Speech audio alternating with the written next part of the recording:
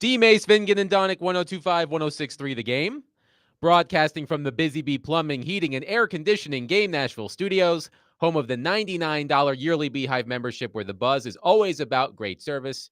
Willie Donick, Derek Mason, Adam Vingan here with you. So let's just cut right to the chase, everybody. The Predators. Yes. Oh man. They lose 3-0 last night to the Seattle Kraken to conclude their 5-game road trip.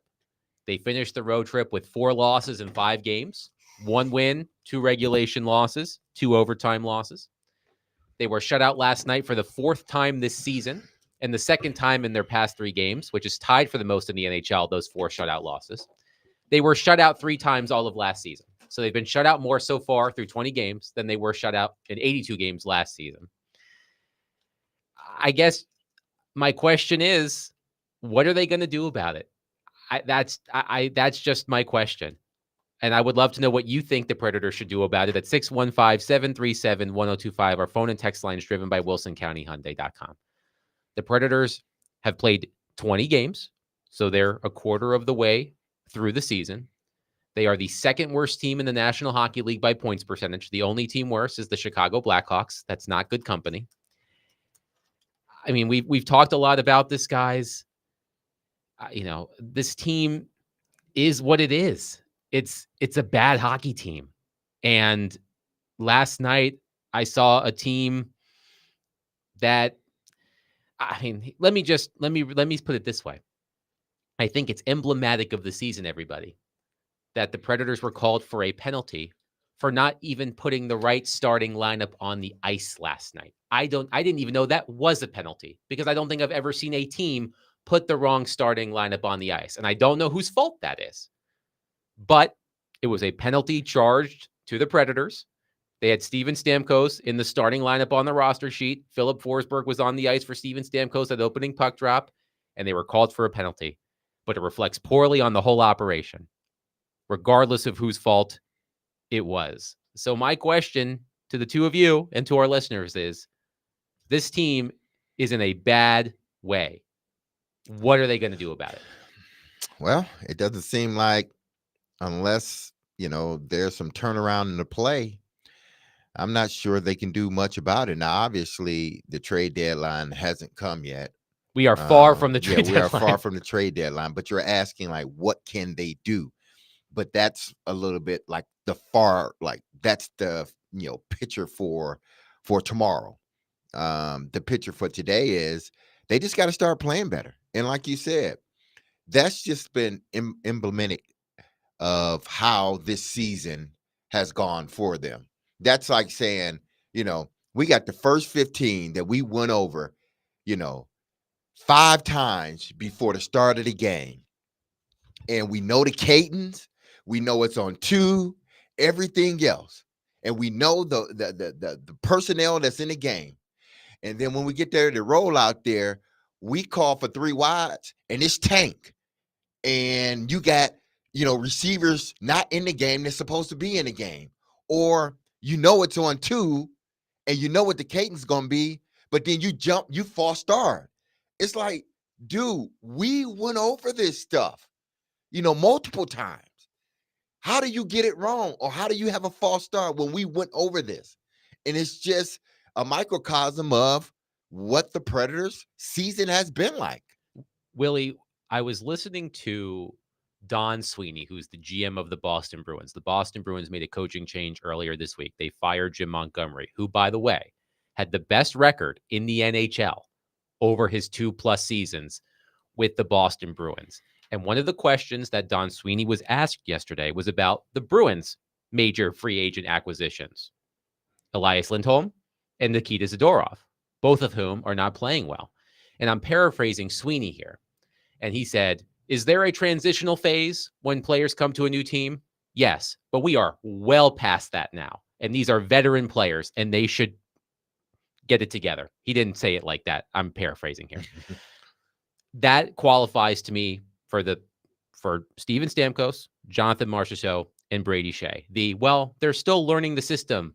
I think that's just a played out excuse at this point. They're veteran players. They've been in the league a long time. They probably should have figured it out by now. They are not alone in this. I saw a tweet from Alex Darty of the Tennessean.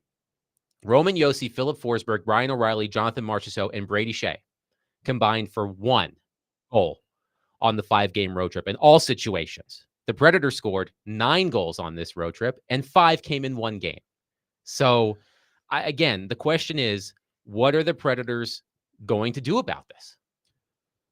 Well, you got to keep playing. They're 1 quarter of the way in. I can't argue with anything anybody said. I do agree that you can't say anymore that, well, we're still learning the system. You're a quarter of the way into the season. So that is not the answer. I really thought they were making strides. I still do think they have made strides in their defensive game. If you look at just the guts of the 5-on-5 last night, what you're seeing is the team is doing much better at not. You can even look at the first time they played the Kraken and compare it to last night. They're not giving up the free offense that they were. They're making teams 5-on-5 work for the chances. The big chances that Seattle got offensively last night, for the most part, were on their power play, which is part of the problem.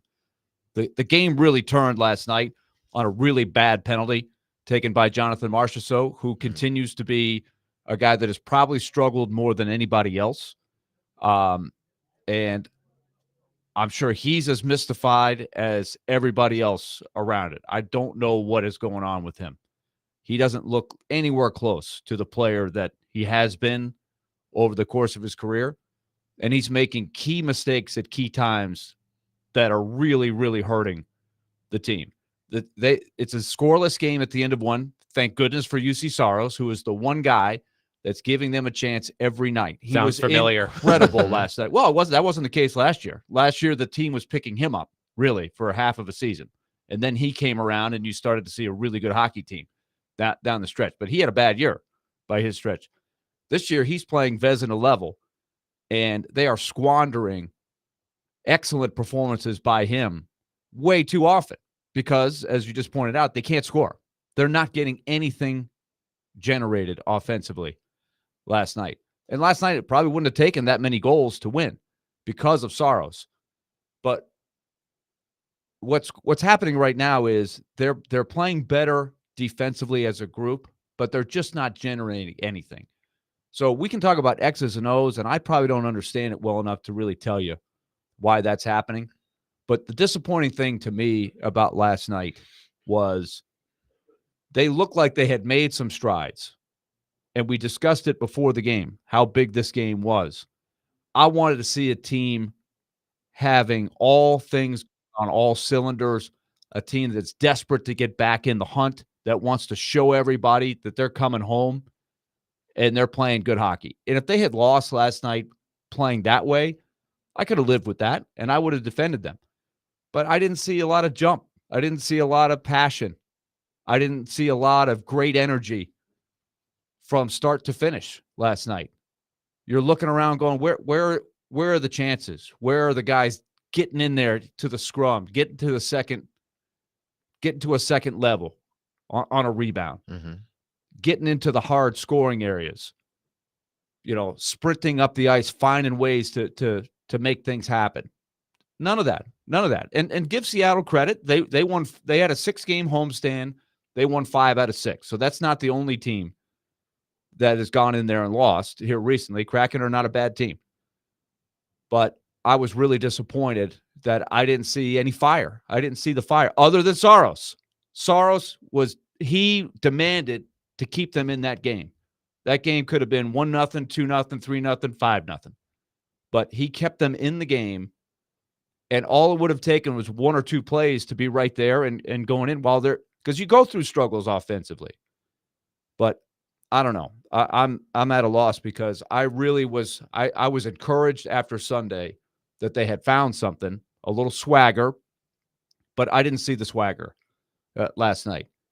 And so all of the things, not all of them, they fixed some of them, but it still comes down to this, that the pieces for the offensive machine are not fitting together in terms of, you look at the individuals on the team that they need to have good results with, none of them are having good years, right? Not one. That's why they are where they are. And they're way too good individually to have this happen.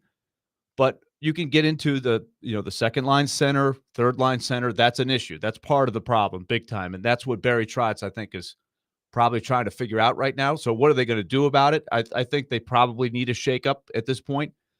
Is somebody like Svechkov ready to come up? And would he be a better option at this stage of his career? He's awfully young, right? It's a lot to ask. But they're at the point now where you got to try something different.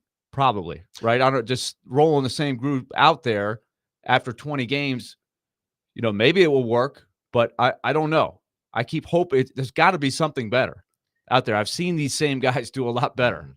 So that's what's mystifying. Now, Willie, you said that, they need to get in, they need to get those grimy goals. They need to get in there and mix it up. In yesterday's game, whether it was a lack of energy or whatnot, they were not doing that. Now they had their opportunities to score. They had a few. They just didn't get it done. They had damn near breakaway, just didn't get it done. But when you're saying that, because this is not the first time that we've discussed that. We've discussed it in weeks prior that, they're doing too much outside stuff and nobody's really mucking it up inside. And then all of a sudden they do it for a game and then it's like, okay, they've turned the corner, but then they end up falling back into the norm. My question is, do they have those guys? We can say that this is what they need to do, and they can say this is what we need to do. But if you don't have the guys, you can talk it to your blue in the face. It's not going to get done, or it's not going to get done consistently. You can't make a team tough and grimy if they're not tough and grimy. You just can't make it, man. I'm not questioning like their physical toughness, but I'm just saying getting down there, getting dirty, and getting those goals that other teams are getting. Like if we've been saying this for weeks now and it hasn't happened, maybe they're not that team. And maybe they need to realize that. One of the things that they said on the broadcast last night, I'm always interested in the national perspective, and I'm always checking to see like who's just kind of saying the obvious and who is really making observations. I think Henrik Lundqvist does a great job on the TNT. And he and the guys, Anson Carter, Paul Bissonnette was on the panel last night. They made this observation that Lundqvist was extremely complimentary of Saros. But he was saying, what is the identity of the Predators? How do they go about getting their offense? Last year, what was the identity? It was on a hat, right? Relentless. Because they played with speed. They played with fire. They forechecked. They were coming after you in waves, and they created offense. They got rush chances. They had a good, solid power play. They had ways to score, and you knew how they were going to go about it. And they had, of course, Roman Josi doing Roman Josi things. Josi has got he had about a point per game over the last 9 or 10 games. I feel like he's making strides, but it hasn't busted through Norris Trophy level offense picking you up. Like last night, you could see him. They're down 2-0. He's trying to go through the whole team. Philip Forsberg, same way. He's just trying to go through the whole team. They're not connected, though. You can't go through the whole team, especially when you're playing a team like Seattle, who last night was playing good team defense. They were making it tough. They weren't going to give you anything easy. So this team does seem to lack the identity. They are not the same relentless group as last year for one reason or another. And I think that's part of it, right? Take all the X's and O's out of it. It's just a mindset. How are we going to beat you every night? And this, Willie, this is a quick question. They don't have that right now. Before we go to a caller. And this may be like the dumbest question in the world, but I think it needs to be asked. Is this a team? Is it a team? Based by what you are describing, are they a team? Or are they just a bunch of individuals trying to figure it out now? I think they want to be a team. Mm-hmm. I think they are players who know what a good team looks like. Mm-hmm. They're serial winners. They have serial winners on the team, but they haven't gelled, mm-hmm. right? So I think it's a fair question to ask. It's not a bad question at all, because right now I think they would probably tell you, mm-hmm. in so many words. No, we're not clicking on all. We're not playing together. What does a team do? They play together. I think they're trying to. Mm-hmm. I don't think it's the coach's fault. I don't think it's anybody's fault. It's just not happening right now. Michael is on our phone line, driven by WilsonCountyHyundai.com. Michael, thank you for waiting. Please go ahead. Thank you. I don't know. I'm wondering if at this point, because it's kind of frustrating watching the Preds play the way they do. I get it. I think what makes it more frustrating is that we know we're a good team. We can make great plays, work together really well. I'm wondering, and after the season we had last season, ending it the way we did with the hot streak, and then going into playoffs with an unfortunately disappointing ending, and then I was super excited for all the big signings: Stamkos, Marchessault, Shea, all those big names. I'm trying to figure out, are we in a slump that we're getting so far in our heads that the bigger the hole we're getting, the more we're getting in their head, like the more they're getting in their heads, and they can't just find that connect? Or is it that we got so many leaders and they're just having a hard time trying to find a way to each put their leadership skills together to get this team to where we know where we could be? Or is it just we're kind of going down the rabbit hole and it's just keeps going from there? Thanks, Michael. And Derek, you can speak to this as a high level professional athlete. I did talk to Ryan O'Reilly the Saturday morning of the Utah game, so the last time they were at home. And he said to me that they're in their heads, and this was before this road trip, that they're in their own heads. They're not defending well. They can't score. And despite the fact that they have a ton of experience, Ryan O'Reilly has won the Stanley Cup. Ryan O'Reilly has been a playoff MVP. And he is saying, we're in our heads right now. We're letting these struggles get to us. And I know that over the course of your career, collegiate and professional, I have to imagine there were times where when things weren't going well, you couldn't get out of your own way. Yeah, when things are not going well, bad teams. And when I mean bad teams, I mean, not necessarily bad when you talk about your talent, but bad at handling adversity. When you start having these teams that are bad at handling adversity, then they start pointing fingers and they start saying, well, it's this, it's that. Maybe we need to do this. Maybe we need to do that. Instead of saying, hey, listen, we're all in this together and we all got to figure it out. I think those are the good teams. Good teams say, listen, we're in this together. We got to figure this out somehow, some way.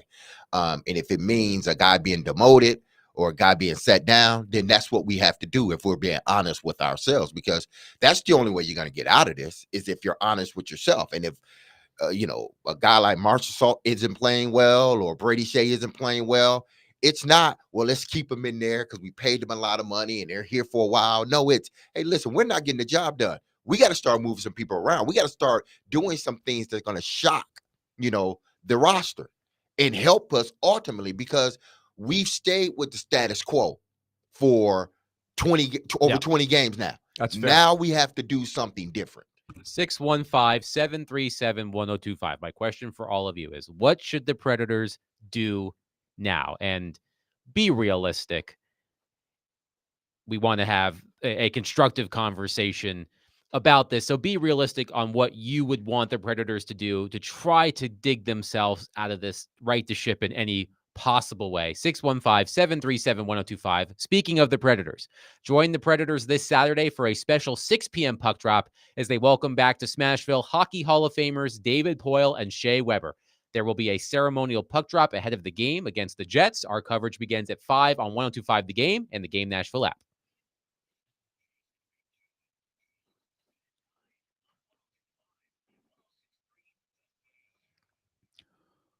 All right, let's talk F&M Bank. Every Friday at 1:45, we take it to the bank with F&M Bank. Banking made easy on purpose.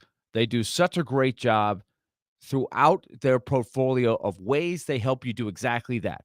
Make your financial life a little easier to deal with. We know you get through stressful times. Stuff comes up, right? You got bills to pay. You got to figure out, how do I go about paying for this or that? And it could be stressful. That's why banking made easy on purpose makes a lot of sense. That's their whole approach. Find the nearest location to you because they try to be right smack in the middle of your community. Whether you live in a big city like Nashville, they're on West End Avenue, or something a little smaller like Murfreesboro, or just one of the smaller towns on the outskirts. They've got you. MyFMBank.com, 20 locations. They've got a bunch of them in Clarksville. They've even got one up in Hopkinsville, Kentucky. MyFMBank.com, banking made easy on purpose. F&N Bank, we take it to the bank tomorrow at 1:45.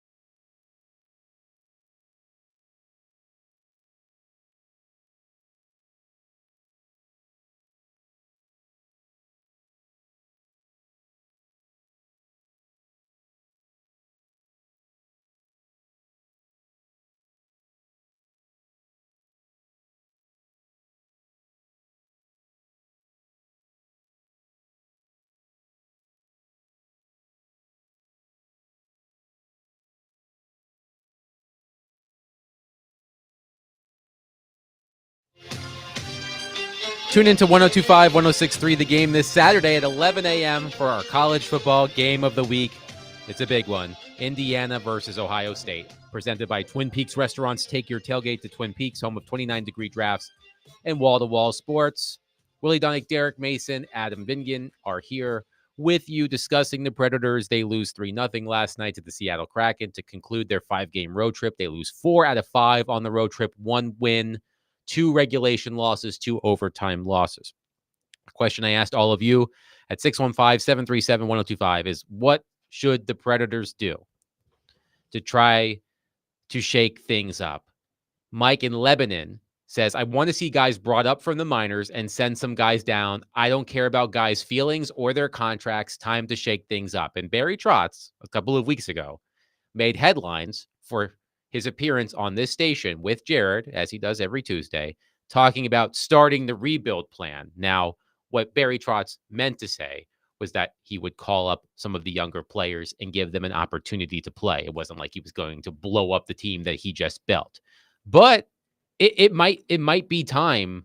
It might be time to look to Milwaukee, call some guys up, scratch some veterans, and give the young kids an opportunity. Now, if I were in Andrew Brunette's shoes, the first thing I would do, I mean, they flew home after the game last night, correct? Yes. So I don't even want to know They what time. hightailed I it don't out even of want to there. know what time they got back here. Probably at the crack of dawn. So I know they have the day off today. I imagine they're back at practice tomorrow. If I'm Andrew Brunette, the first thing I'm doing when I get to Bridgestone Arena, Centennial Sportsplex, wherever they're practicing tomorrow, I call Jonathan Marchessault into my office and say, you're sitting on Saturday. That's the first thing I'm doing. Jonathan Marchessault has been a net negative for the Nashville Predators this season. 0 points at 5-on-5 through 20 games. It's unacceptable. And I know he's a good player because bad players don't win Conn Smythe trophies, but he has been a bad player for the Nashville Predators. And if you're looking to send a message, this was the question that I asked. This is the question that I asked last week when we discussed this. What is Andrew Brunette doing to hold his top players accountable? Outwardly, what we're seeing, I don't know the answer to that. I heard Barry Trotz discuss with Jared this past Tuesday that Brunette's been meeting with players. The players believe in him. He doesn't feel like the players have tuned out Brunette. He endorsed Brunette as coach. But I do think that it's time for some tough love. So the first thing I would do if I were Andrew Brunette, I would scratch Jonathan Marchessault Saturday, against the best team in the league. And you might think to yourself, wait a minute, we need Jonathan Marchessault if we want to have a chance against the Winnipeg Jets. Hasn't worked for 20 games. So what chance does it give you against the best team in the league? So that's the first thing I'm doing is I'm scratching Jonathan Marchessault on Saturday. It's an interesting thing. We've discussed it before. So this is not us just reaction from a rough game last night. Because last week we were talking about this. And Marchessault took a bad penalty last night. He's had some big turnovers on this road trip. Last night, he actually, though, and I think some on Sunday in the win over Vancouver, he did have some offensive thrust that we have not seen enough of in the 20 games. And so in the what do you do? Because I think Andrew Brunette is probably sitting here going, hey, I'm all ears, because I've tried a lot of things. He's tried a lot of different things, but that I would say is probably the one thing that he has resisted to this point. Mm-hmm. And that is, you use the word shock, D. Mason. I think that's the right word. He has not shocked this group. Andrew Brunette is a player's coach. I think he respects that this is a veteran team that doesn't need to be babied, etc. I think he respects them as pros. And so philosophically, he is resistant to shocking a veteran player like a Marchessault or somebody like that who has struggled and say, you're sitting. But maybe that's what they need. That's the one thing he really hasn't tried. He's tried all the different line combinations. He has benched role players. He benched a young player last night in Luke Evangelista who has struggled, right? So it's not just that the veteran players are struggling. It's that for this to be a good team, ultimately Marchessault, Stamkos, Forsberg, those guys, the well-paid guys, those are the guys that have to carry you, right? And so it's hard to play that card because it's hard to go back, right, once you've done that. He doesn't want to lose them. So that's a tough dilemma, and I understand that it's much, much easier to bench Michael McCarron or Luke Evangelista than it is Jonathan Marchessault. It's a whole new deal when you want to go down that road. But is that the shock that this team needs? I don't know. But he's playing all these cards that he doesn't want to play, and he's running out of cards to play. And so that's you still have 60 games, 62 games. Mm-hmm. There's a lot of time to crawl out of this hole. And so you do have to think big picture, but it is really, really tough right now because, as you said, Adam, and I think the same thing would be true if you asked Ryan O'Reilly tomorrow at practice, that they are still mentally in a spot where they're not feeling confident, they're not feeling connected, and they can't figure it out right now.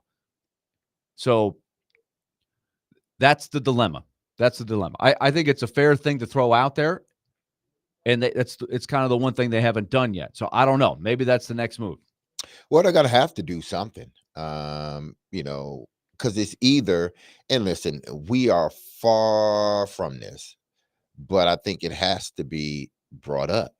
Either you do something that's going to shock this team, and it may upset a player or two or three, but like Barry said last year when the season started, as they got into the season, force me not to do what I think I'm gonna have to do, which means start just trading away people.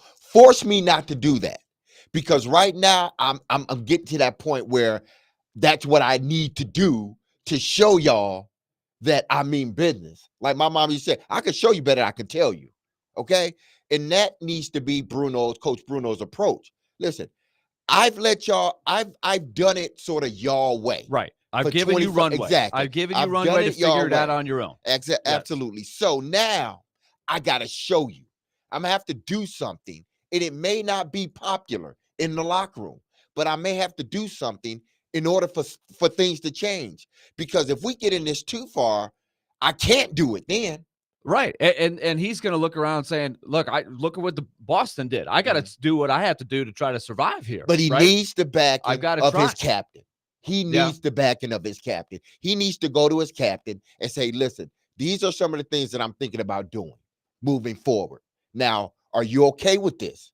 I'm going to do it anyway, but I need to know that you're good with this, because I got to do it, because there's nothing else I can do. I didn't bench the guys or change lineups on the third and fourth line.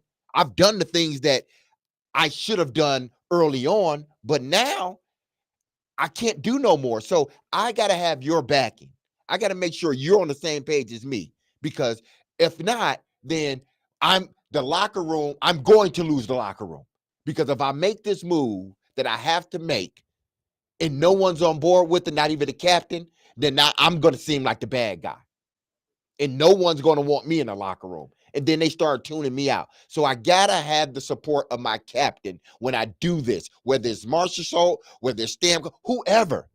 If I have to sit a big name guy down, you need to have my back.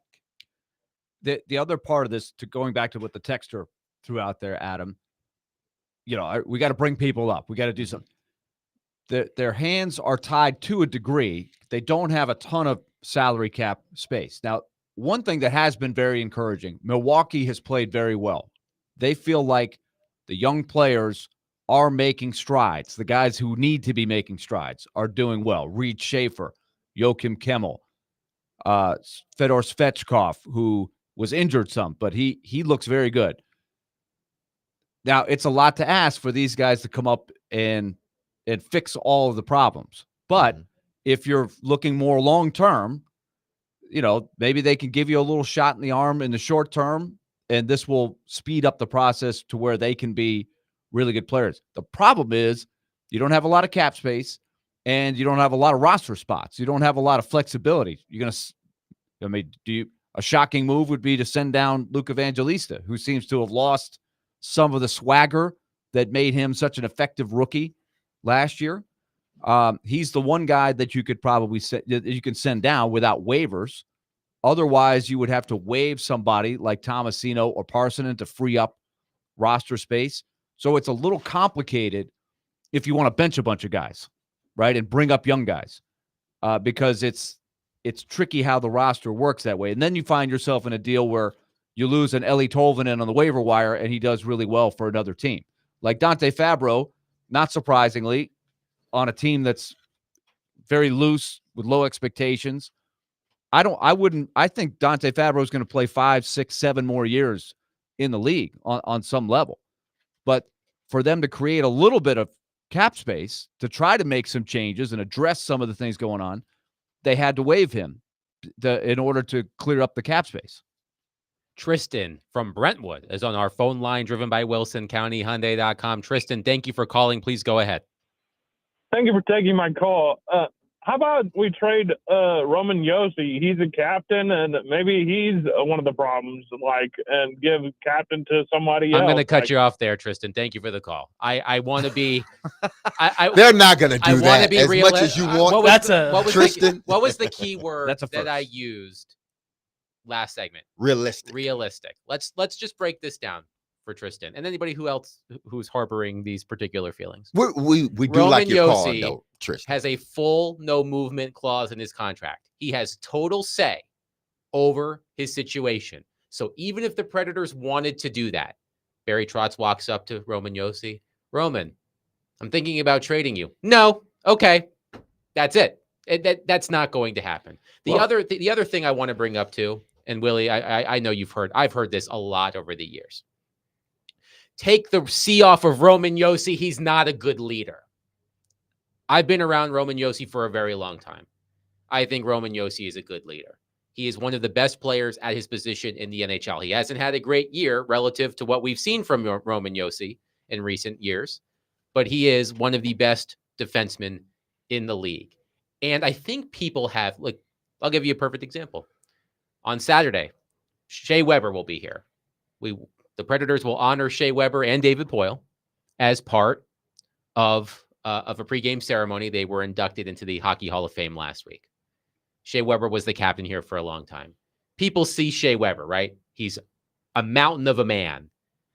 He has an aura about him. You knew whether you were a player, a broadcaster, a reporter. When Shea Weber walked into the room, you felt it. You knew it. And Shea Weber was a quiet leader. Roman Josi, I feel like people have this idea that Roman Josi is too nice of a guy to be a captain. I know Roman Josi can say the hard things when they need to be said. Who was the captain before Roman Josi? Mike Fisher. Do you think Mike Fisher is screaming and yelling and getting in people's faces and pointing fingers at their noses? No. How many captains in the NHL exist like that? I have to guess very few. So I think people have this ill-conceived notion that because Roman Josi is a mild-mannered guy, that he is not a good leader. So I am open for suggestions on what the Predators can do. We had a spirited conversation about this last week. The idea of trading Roman Josi, that's definitely not going to happen. And stripping the captaincy from him, I think that's asinine. No, I don't think that's going to happen. I think Roman Josi is an excellent leader. And Roman Josi would be the first to tell you he's not having his best first part of the season. He's as mystified as anybody else as to why he's not putting up as many numbers as he normally does and why the team isn't. This would be my observation from just watching them from where I sit. And I think a leadership group, and this is also my experience as a player at a high college level and on a professional level in baseball, albeit the minor leagues. So I've been on a lot of teams, a lot of different situations, a lot of different places. So a good leadership group, you've got a leader, and that leader could be a guy that's willing to yell at anybody or, in your face, whatever you want to say. Or just like Roman Josi is, a respected, lead by example, play great, good person, a guy everybody looks up to, and that's a great way to lead. Or like Shea Weber, presence. He wasn't a yeller and screamer. He just did it with presence, but a toughness. But I think you need a leadership group. You tell me, D-Mace, you need a leadership group. You need a little good cop, bad cop. We've talked about this with the Titans. Right? Yeah. And I think the coaching staff is the same way. Andrew Burnett is not a drill sergeant kind of guy. He's a player's coach. So does he need the alter ego on his staff that can go in there and yell and scream and embarrass a guy behind the scenes? And then you need that other assistant that is willing to put his arm around you a little bit. I think the leadership group and the coaches, and I look at this group, and I feel like they do need a little bit of somebody, whether it's a player or somebody on the staff, to be a little bit more of a saber rattler, a guy to go in there and tip over a bucket or something and just start throwing something and say, just demanding more from an energy level. Ryan O'Reilly seems like that kind of guy. I don't know that to he's me. a yeller and screamer. I don't know that he's like that. But Maybe they don't have those guys again. Maybe they I just think still they don't know have what those it guys. takes. I mean, these are guys that have won at the highest level. They See- know what a good locker room looks like, and I think that's what is puzzling to all of them. I think sometimes this is what happens. Sometimes I believe anyway, is that when you bring in new guys to your team, it's hard for them, or they're very cautious on how they sort of throw their weight around. In a sense, they're very cautious because you just don't want to come in and start wrecking everything. You just don't want to come in and start pointing things out. No, you want to sort of fall into it, learn the locker room, and then pick and choose your time to say something or not say something. So you have these new guys coming in, so they're just sitting back and they're just observing everything, and they're hoping the guys that had already been there, they take more of the leadership role. So they're more than likely they're not going to say anything because they don't want to ruffle feathers. You need to have somebody in that locker room, and maybe they don't have this guy. I don't know, because you can't point at somebody and say you're the guy when they don't have it in them. They need somebody in that locker room that, one, garners respect, because you Right. have to have the respect of the locker room to be able to say certain Exactly. things, and you So- can't be doing it every day. Exactly. So you got Roman Yossi, that's more of the quiet guy, lead by example, where he's supposed to be, when he's supposed to be there, everything. That guy, everybody can look to that guy. But then also you got to have that knucklehead, in a sense, not knucklehead that he's out doing stuff, but that guy that don't mind walking in and it seems like everything's fine. And he's like, man, pick up that trash over there. What y'all doing? Like, Right. This ain't our locker room. You need a guy like that that's going to call out the BS when he sees it, but has the respect of the locker room that he can do it. And like Willie said, he's not doing it every day. He's not doing it every game, but he pick and chooses his time to go in there and rattle things. A locker room isn't supposed to be nice all the time. And I think that's the misconception. Like, you need to walk into a locker room where it's nice and everybody's getting along, yada, yada, kumbaya. No, that is not a real locker room. We are here for one purpose and one purpose only, beside the friendship. I get that. We're here to win games. And if winning games mean me coming in every so often, knocking over a Gatorade, pick that up. What were y'all doing in practice? I ain't going for this, whatever. You need somebody that can come in the locker room that garners that respect, that can say that. And then once he's done saying it, nobody's upset with them, but they understand, like, yeah, we need to pick our stuff up. 615-737-1025. We'll continue to take your calls and texts on this on our phone lines, driven by Wilson County Hyundai.com. Coming up next, there is something that I am going to be paying very close attention to over the next couple of weeks. And it has absolutely nothing to do. Well, actually, it does have something to do with the Predators, but I'm going to be paying close attention to something that's not the Predators. I'll explain. That wasn't a great explanation, but I'll explain. Coming up next, Willie Dunnick, Derek Mason, Adam Vingan, 102.5, 106.3, The Game.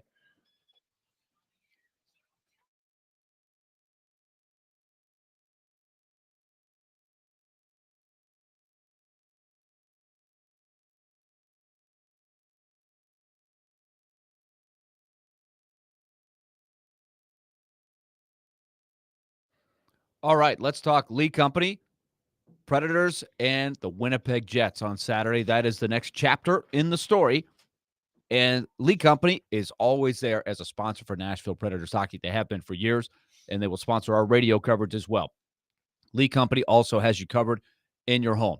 Have you had your heating unit checked? If you haven't since last winter, you know those very cold months are coming. They're creeping up on us now day by day. And if you haven't had the heating unit checked, it's a great time to call Lee Company, 615-567-1000 or leecompany.com. They've got you covered in the summer with your air conditioning. You got a plumbing problem, they can help you there, and your whole electrical system in your home. They take care of your home. 615-567-1000 or leecompany.com. Even maintenance at your home or your business, they've got you covered. 615-567-1000 or leecompany.com. Lee Company, in business since 1944.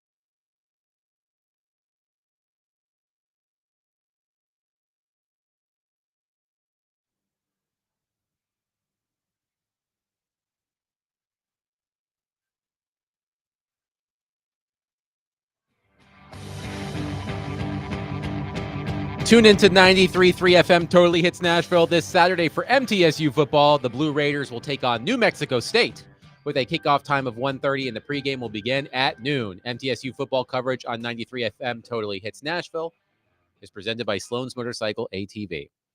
Willie Donick, Derek Mason, Adam Vingan here with you. So before the break, I was tongue-tied, but I was going to tell you something I'm going to be watching very closely over the next couple of weeks.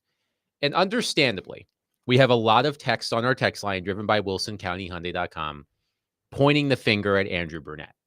That's natural when teams aren't playing well, aren't playing up to expectation. Look, you and I, all three of us, had a very spirited conversation about Andrew Brunette last week. I'll just read one text from Chuck. To be realistic, Brunette's system is very demanding. Our top six can do it for about a period or a period and a half, and then they are gassed. I say system change or top six change, and the latter is not realistic. There are multiple texts on our text line about the coach. Another one. I'm not sure the coach is the answer. Other than an historic winning streak last season, the team has pretty much underperformed. This is a veteran team, and it may need a veteran coach. It may need a guy like that coaches like John Tortorella to light a fire under this team. We don't have to get into all of that. Mm-hmm. But the point is, there are a lot of people pointing the finger at Andrew Brunette, and that comes with the territory. The one thing I'm going to be paying very close attention to over the next couple of weeks is how the Boston Bruins do. The Boston Bruins fired Jim Montgomery earlier this week. They got off to a bad start too.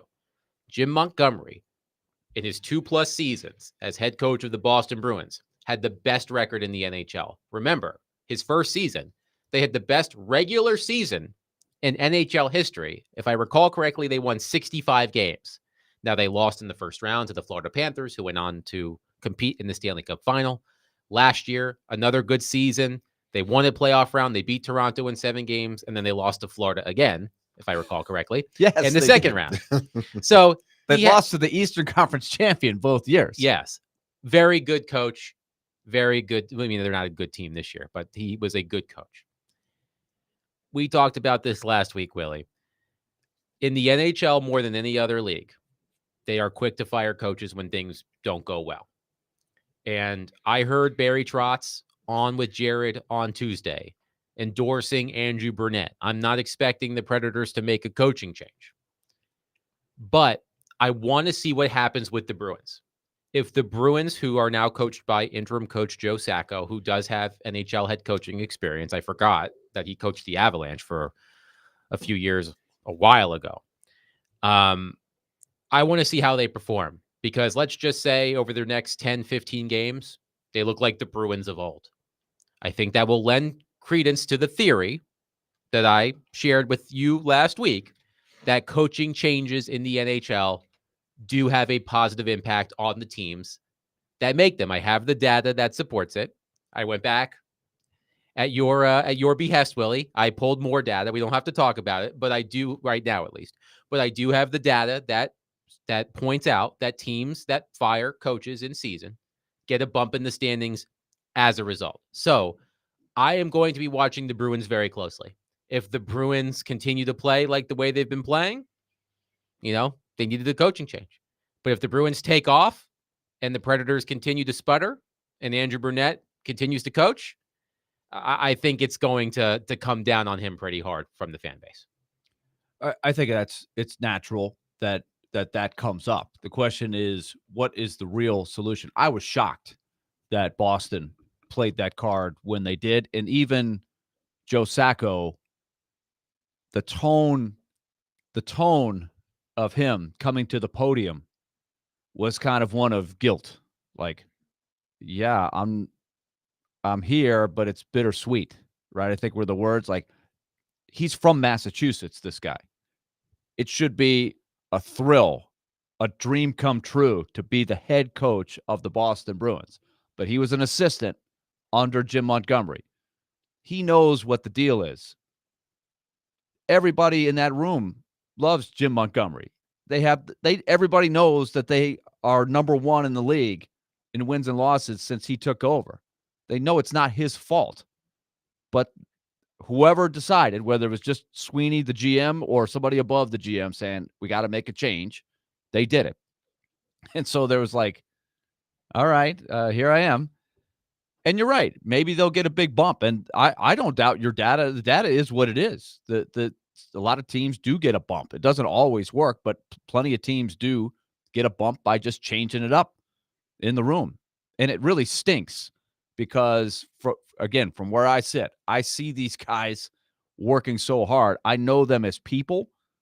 And sometimes I think it's easy for a fan to say, change the guy, as if it's not a real person. Is this not the person that has a family and puts his heart and soul into his job every day when things aren't going well? So I love when you go through the fire. And you know who's done that and come out the other side many times? Barry Trotz.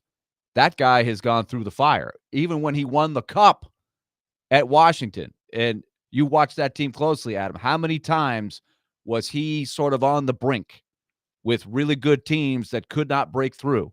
He was, and even ironically, the year they won it, he kind of knew he was probably at the end of his rope and was. He left after they won the Stanley Cup because his contract was up. They didn't give him a vote of confidence even when he won the whole thing.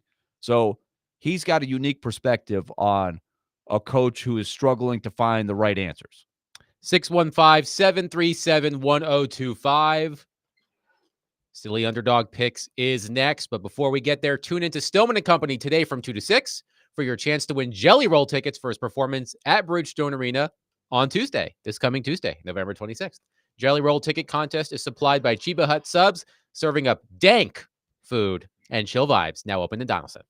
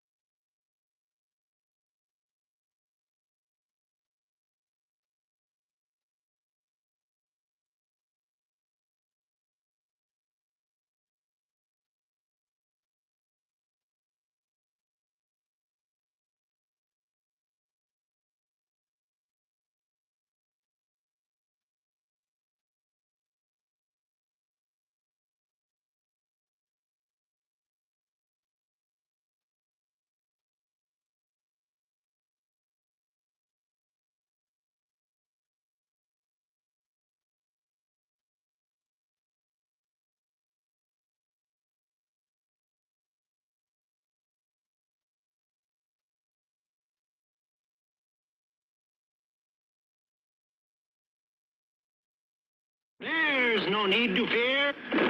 Underdog is here.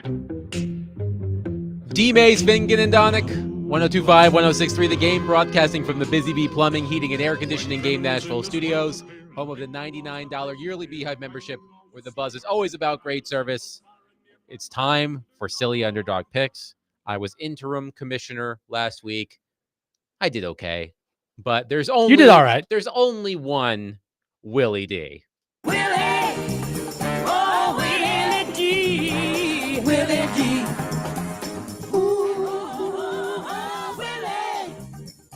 Ladies and gentlemen, this is your commissioner speaking. Welcome in to Silly Underdog Picks, presented by Volunteer Hose and Gasket. Yes, I was in the Pacific Northwest, Western Canada, all over the continent last week, was unavailable. And Adam, well done getting me all of the data for Week 12's activity. Except for Chris Sanders, I lost his pick in the mail. That Yeah, I have a blank here for Chris Sanders here. I'm not sure how that. Oh man, what? Let's go. We were going to get to the actual pick in a moment, but Silly Underdog Picks presented by Volunteer Hose and Gasket, a competition that dates back to Nashville radio to 1994, which makes it the Pearl anniversary. the Pearl anniversary. And the competition rolls on. The people will make a pick a little bit later. And in week 12, let's recap what happened. D-Mace coming in to the weekend, Get him out. coming off a win that he got with West Virginia, creeping up on the leader, Chris Sanders. Creep. He took Missouri, a 13.5-point dog, taking on South Carolina. South Carolina, a rising team, a team looking good. Missouri goes in there, falls behind, rallies, and takes the lead late in the game. Mm-hmm. A 13.5-point dog.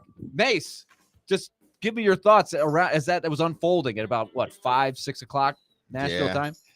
I went from pure joy to just disgust. And all I can think about was, damn, Chris. Gosh. And then I look on the TV later Oh my and I God. see, Oh. and I had to wipe my eyes, because I didn't have on my glasses. And I had to wipe my eyes because it was a little blurry. And I saw Stanford. I wanted to cry.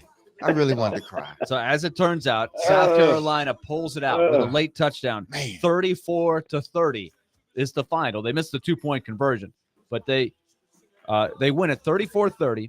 So D-Mace had 13.5 in the Had it in palm of my- his hand. He I was had it- feeling it. Ooh. Right here, And Willie. it slipped away. It was in my palms, man. The ball just didn't bounce your way. It just Yeah, the that- ball yeah. was not round. Damn. Then we get to Chris Sanders, who had the Whoa, second hey. pick. Hey. He had the lead, and he was feeling a little heat because the pack was catching up a little bit. They were in range, and so he said, "You know what? I'm going deep again." Yes, sir. Takes the Stanford Cardinal, who Oh. proudly plays. They're located in Palo Alto, California, and they are a member Oh. of The Atlantic Coast the Conference. Atlantic Coast Conference, and Yeah. they are a 20-point Woo. dog, 20.5 to be Ooh. exact, Ooh. against Ooh. Louisville, alma mater. Okay, of Jared Stillman. we got to stop this because somebody's in a wind tunnel. Somebody And just rolled their windows exactly, down. somebody roll their window up, get away from the airport, do something. That's all the hot Get air off. leaving Chris's Exactly. head as we break down what happened in his game the other day. Yes, It's annoying to hear that Chris won, and it's Hey. even more annoying that the Hey. wind tunnel is going. Hey, first of all, D-Mace, hey, long as you give it your all, that's all that matters. That's all that matters. And Adam, seriously, congratulations, man. Congrats. I'm not fighting. I'm not biting on it this time. I'm not biting. Congratulations on it this time. on being last. They're being last. we're going to get to Adam in just a moment. But Chris Oh, Sanders man. and the Stanford Cardinal pull it out. Oh. A 20.5-point dog Woo. against Louisville, 38-35. They pulled the upset. It's over with. 20.5 points. It's over. I with. love that it was the Cardinal over the Cardinals, Yes. singular What? and plural. Two different things. Yes. See, Chris didn't even know that. So should he I get had no points? idea. I'm deducting 5 points. Exactly. Gosh. And we've also had the Ball State Cardinals win for Chris as well Ooh, earlier. yes, sir. So he has the Cardinal and the Cardinals that way. So Chris Absolutely. gets 20.5 big ones. We'll go over the score here in a moment. Ooh. Chase had the third pick. The suit was on the scene. He went to a traditional pair of teams that now play in the same conference. Yes, Nebraska and Southern Cal are in the same conference. Why? That doesn't make any sense. Nebraska, a 9.5-point dog at USC, and the Trojans pull it out 28-20. A reasonable pick. They covered, but in silly underdog picks, there's no points for a cover. Suit, what happened? I'm sorry, I'm in my wind tunnel. It's the suit. The suit was in the wind tunnel. He's the radio guy. He's our boss. He knows not to be in a wind tunnel. Well, I'm on Like under a special house. business right now, so I'm incognito at the moment. So, Okay. but yeah, that I really thought that pick was going to hit, and it was fun there towards the end. But as you said, no points for a cover. And Chris, I'm going to come over to NBA, and I'm going to knock your milk over. I'm going to find your glass of milk, and I'm going to just knock it over. Appreciate it. Hey, come on. All are welcome. That brings us to Adam, who aforementioned came into the week in last place. Good try, Adam. He went San Jose State. Now, this was an interesting pick because San Jose State was a 13.5-point dog against Boise State. And if you're watching the college football playoff, Boise State has an angle to get in and get a bye if they can win out here. So pressure's mounting. They got to take care of business. San Jose State's had a good year.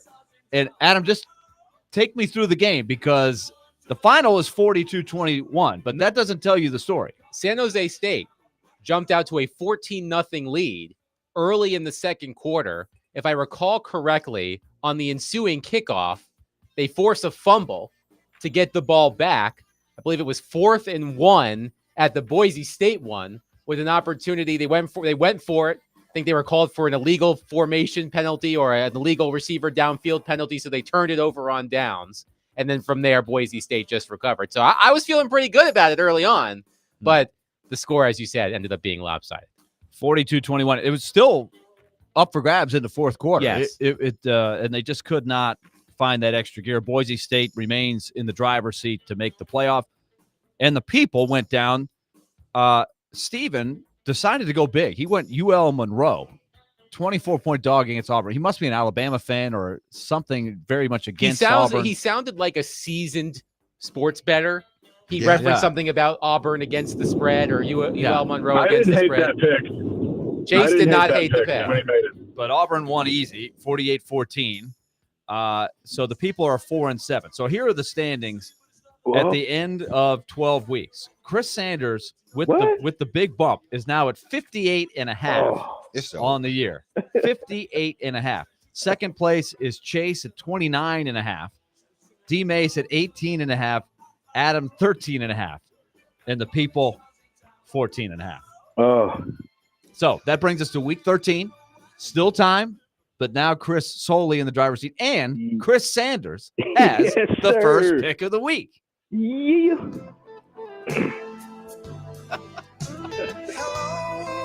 I don't even want to say that right now. Gosh, I hate this song. Mark, if you listen, I know you hate it too. Poor Lionel Richie.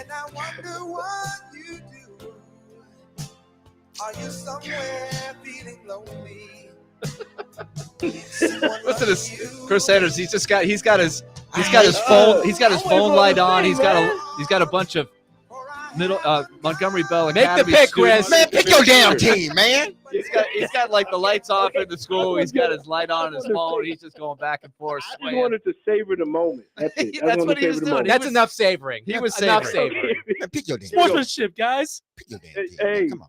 This is going to really hurt your feelings right here. I am going to go with Ball State over Bowling Green. 12. Ball Gimme. State That's a over gimme. Bowling Green. More Maction. Action in action. Now, You know, I saw a lot of MAC games were played the other day. This was not one of them. They play a lot of their conference games in the middle of the week to get more TV exposure. Right. But Ball State is a 11-point dog at home against the 6-4 Bowling Green Falcons in Muncie, Indiana, home of the Cardinals. So Ball State was good to him before, Yep. and he's going to hope they're good to him again. Damn you. As a home dog. All right, that brings us to Chase McCabe, the suit. So open up Chase's mic and let's bring on the wind tunnel. Behold the king. The king of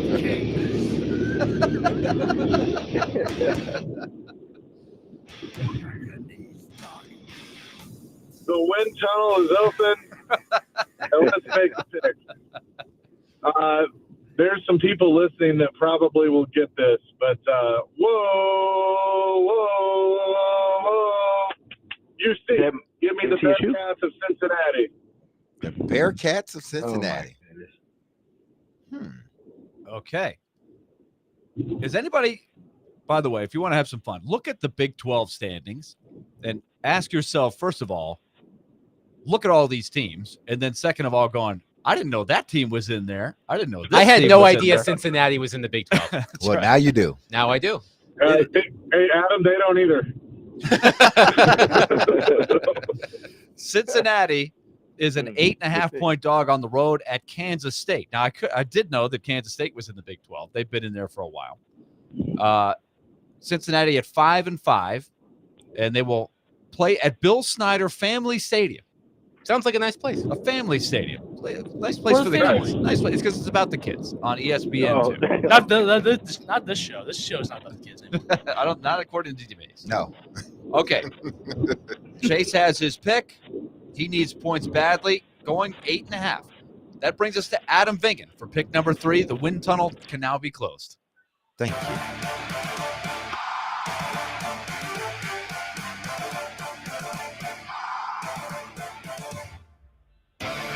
It hasn't been a good rookie season for me on silly underdog picks. So I'm going for broke. I heard what Lane Kiffin said earlier this week. He said, I don't know if I want to play in the SEC title game. Well, guess what? You're not, because Florida is going to beat Ole Miss Oh, my God. I thought about on that. Saturday. Give me the Gators to upset the number 9 Ole Miss Rebels. I have Ole Miss favored by 11 points. On CBS Sports, I have 10.5. So we'll go with CBS Sports. We'll go with 10.5. Florida is a 10.5-point home dog. The Gators hosting Ole Miss, number 9, still very much in the tournament picture. But one more loss could change that completely. Tennessee fans, I think, would be rooting for Florida big time I'm sure in this game. I'm sure they feel awful dirty just hearing you say that. I think there's no question about it. But Florida looks like they've got something. They played very well last week in their win over LSU, and their quarterback appears to be getting healthier after missing some time. So let's see what happens with the Gators playing down in the swamp. That brings us to D-Mace, the rankled Derek Mason, who had 13.5 Had it in my right hand. there in his hands, and now he's fallen further behind his former teammate. Yes, sir. Go green, go white. Yeah, okay. Starting to get a little pep in my step now. Can't hold me That down song for always long. brings you back. Oh, yeah, can't hold me down for long. All right, I do like the pick that Adam made. Thank you. I do like that pick. I looked at that, the Florida pick. But now I got to go to my second pick. I just had it. Here we go. TCU in Arizona. TCU, I'm picking Arizona because TCU is a 11.5-point favorite. Is that right? TCU is an 11.5-point favorite. So you got to pick Arizona. Yeah, that's what I'm saying. Yeah. I'm picking Arizona. Arizona is an 11.5-point dog at TCU. TCU is at 6-4. Mm-hmm. Very interesting matchup. And again, the Big 12, you got BYU, Arizona State, a massive game going on there. And you've got, of course, Deion Sanders, Colorado Buffaloes trying to make the surge and get into the title game. By the way, Colorado is only a 3-point favorite at Kansas. And Kansas just pulled the upset last week against BYU. So that's a very intriguing game in that conference. So D-Mace has Arizona and 11.5. So let's recap the picks without the wind tunnel. The first pick, Chris Sanders, leading in the competition. He takes the Ball State Cardinals. Already have gotten him points. He got him 13 against NIU, the Northern Illinois Huskies, in week 9. He goes to the well again for some more action. An 11-point dog against Bowling Green. Chase McCabe in the wind tunnel selects Cincinnati, an 8.5-point dog at K-State against the Wildcats. Adam Vingan with the third pick selects Florida. The Gators coming off a big win against LSU, a 10.5-point dog against Lane Kiffin and the Ole Miss Rebels, who are trying to hang on to an at-large bid and hoping not to get a bid into the SEC championship Well, game. if they lose, then they certainly won't. If they lose, they won't. And then Derek Mason, 18.5 points. He is now 40 points behind Chris Sanders for the lead.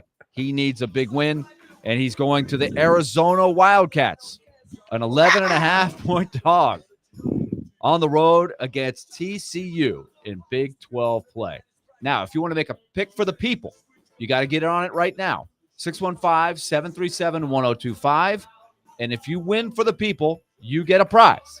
If you win, you get to see Yacht Rock Review, a pair of tickets to Yacht Rock Review at the Ryman Auditorium on Saturday, February 1st. And let me just read to you part of the description of this show. Oh, I like this. On the Ryman. Let's see. Inspired by the golden era of soft rock, Yacht Rock Review has mastered the art of recreating the breezy and laid-back tunes that defined a generation. From the sun-kissed melodies of Steely Dan and Michael McDonald to the velvety harmonies of Hall & Oates, the repertoire spans an ocean of beloved hits that evokes memories of palm trees, ocean breezes, and carefree summers. And you can be there. I love myself some Yacht Rock. I'm not sure I would go Michael Hall & McDonald. Oates. Yacht Rock. You don't like you didn't like old school Hall and Oates? Oh, I love a Hall & Oh, Oates, okay, I but was I about just to don't know say. if that fits the genre A soft rock. exactly. Take it up with the Ryman. I'll have to take it up with the Ryman. But you can be How there. about Michael McDonald? Oh, I love Michael Okay, I McDonald. thought He is the epicenter. Michael McDonald is the epicenter of Yacht Rock. I feel like Chris Sanders would get into some Yacht Rock. Yeah, Mo, be there. You gonna be there. If you are the person who picks this game correctly, and we're gonna ask for that. That is a Michael McDonald. 615-737-1025. Call in 615-737-1025 to represent the people. We will get your Bye, pick fellas. next. Derek, any final parting words for our fellow competitors? As I say each and every week, I hope each and every one of you lose. I hope you do great outside of that in your everyday life, but when it comes to this tournament, I hope you lose and lose Hey, big. you're not going to get invited to the wind tunnel. The wind tunnel will close for you, D-Mace. Hope all y'all I hope lose. Chris loses and spills his milk. There we go. Oh, wow. Congratulations, Gentlemen, good Adam. luck. All right, everybody. 615-737-1025. If you want to represent the people, call in now. We'll get that pick next. Willie Donick, Derek Mason, Adam Vingan, 1025-1063, the game.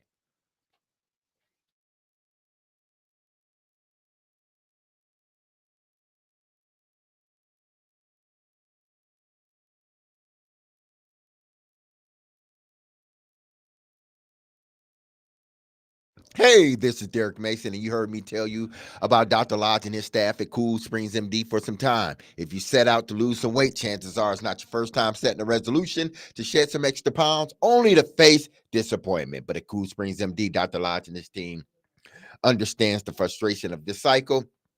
And that is why they offer a different approach to weight loss. Their comprehensive weight loss program is led by Dr.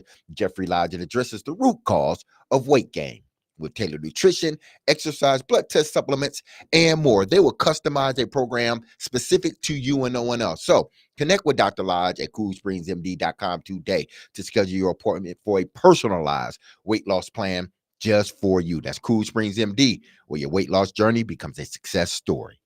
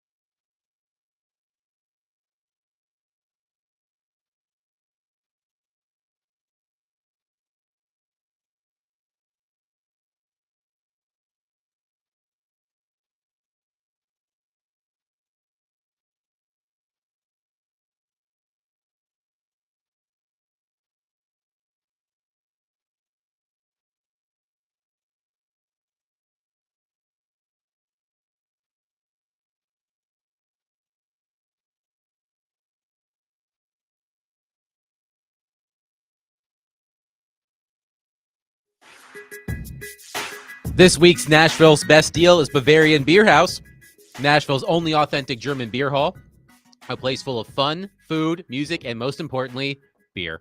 Enjoy traditional German beer, brats, and giant pretzels and more in their expansive beer hall and garden. Head to thegamenashville.com/deals now to get a $50 gift card for only $25 to Bavarian Beer House while supplies last. Willie Dunnick, Derek Mason, and Adam Vingan here with you. It's time to get the people's pick for silly underdog picks this week. Robert is on our phone line, driven by Wilson County, Hyundai.com. Robert, welcome to the competition. Which game are you selecting for us this week? I got to be honest with you. I just hopped in the car. I heard you were giving away tickets, and I didn't hear the question. Can I? Okay, hold on, Robert. Hold on. Okay. So Hold this on, means Robert. this. I hope this means I know. that you are a huge Yacht Rock fan. Is that possible? I am. Okay, I'm so from there. I was you born in heard Yacht Rock and you're 1964. like, I'm calling. Give me the number. I That's don't care right. what it is. I'll do Yeah, I don't anything. care what. Yeah. Yes. Cut me a break. Give me a game. Okay, Robert. This man loves him some Yacht Rock. That's okay. He wants to be Yeah. there. Yes. Yeah, and I met Willie Donnick a few times. He's come into a restaurant I used to work at with Crispy. He used to come into a place called The Grape back in the day out in Bellevue. So Sweet. I've met Willie Donnick a few times. All right. A young Willie So, Donnick. Robert, this is what you got to do. You've got to Okay. pick a game. in Okay. College football. And Yes. you got to pick the underdog, and the underdog has to win outright. Yes, sir. Okay. So, are you a college football fan? I am. Okay. So, Vandy. who's your favorite team? Vanderbilt. Oh, perfect. Oh, perfect. So yes. if you want to pick the Commodores to win at LSU, they win, you're going to Yacht Rock. Does that sound I'm good? going to pick it. I'm going to take it. All right, I here we like go. it. I like it. Okay, I like Robert. He's got confidence. Vanderbilt has Yes. won as an underdog, I think, 4 times. Multiple times this season. I Yes, know. I know. Yeah. All right. Okay. All right, Robert's all right, on this. Robert. Good luck, my friend. Thank you for calling. You got me down, right? We Yep, got you we down, got you Robert. down. We got you. Got Great, your great. information I'll and be picking up- everything. I'll be picking up my tickets. There we go. Let's go, Doors. Anchor down. Anchor down. Thank you, Willie. All Thank you, right, Willie. Robert. for the help. Thanks for calling. Thanks, Robert. So Robert's taking Vanderbilt on the road at LSU. I have LSU at -8. I have 7.5 Okay. in the CBS Sports, which is the tiebreaker. That's what So we go with. ESPN has 8, ESPN bet has 8. 7.5. 7.5. We'll go Okay. with the CBS Sports. Yes. So the people. I love that. He called in Yeah. He because heard loves Yacht Rock. Yacht He was Rock. like, let me Michael throw my McDonald. hat in the ring. Yes. Yeah, But I love it. the part that I love the most is that he got in his car and the station was already on the Yes. I car. like We were hearing already that on the too. car. As soon as he cranked it up, he heard us talking. So he had been listening to us already. So there we go. All right, Robert. I'm rooting for you, Robert. Yeah, me too. I'm pulling Same. for you. I'm hoping Vanderbilt pulls it out for you, and you can and go I to will, Yacht Rock. if Vanderbilt goes into the victory formation, Uh-huh. which is, I always love that feeling, especially this year, how far they come. It's a great story. Remember, we said if they beat Alabama, Yeah. I want to see the goalpost go into the Cumberland, Yes. and my dream came true that Saturday. It happened. I said it before. Yes. D-May said it before. We said it. If that happens, the first person I'm going to think about, Michael McDonald There we go. and Robert, because of Yacht Rock. So the Commodores will make Robert's dream come true. There we go. I love that for Robert. So good luck, Robert. This weekend, the Titans are facing the Houston Texans. And I was thinking about this game in the context of what the Texans have been able to do over the past few years. We know they were 3-13-1 in 2022. They draft CJ Stroud. They go from worst to first. 10-7, if I'm not mistaken, was their record last year. And it's easy to say, look at what the Texans did. How can the Titans do that? Well, I feel like the Texans pulled off an almost impossibly perfect rebuild. Think about it. I mean, remember, on the last day of the season, I guess it would have been 2022, the Texans were in line to have the number 1 pick in the draft. They come from behind. They beat the Colts. They blow their opportunity to have the number 1 pick. They have the number 2 pick. The Bears got the number 1 pick. They ultimately traded it to Carolina. Now imagine if the Texans would have had the number 1 pick. Could they have ended up with Bryce Young instead of CJ Stroud? Who knows? But that worked out. They also had a quarterback that everybody wanted that was just sitting there, Deshaun Watson. Teams were clamoring for his services. They were, Multiple teams. but he was kind of like, remember, he was in that limbo zone of creepiness with all of the allegations. So he was sort of on the outs. You would admit that. Right, but yes. There were several teams. But that there were wanted- several yeah. teams that were interested in Like, acquiring. I don't care Deshaun that he's a Watson. creep. I don't care that he's facing 21 They didn't care. civil suits. No, I they don't did care not that he's about been that. sitting on the sideline in limbo he was suspended for a while, right? Yes. But he also was like there but not there. Remember that whole weird Mhm. thing where he was on the team but not playing? But isn't that our society, Willie? Ah, Pretty much so. There we go.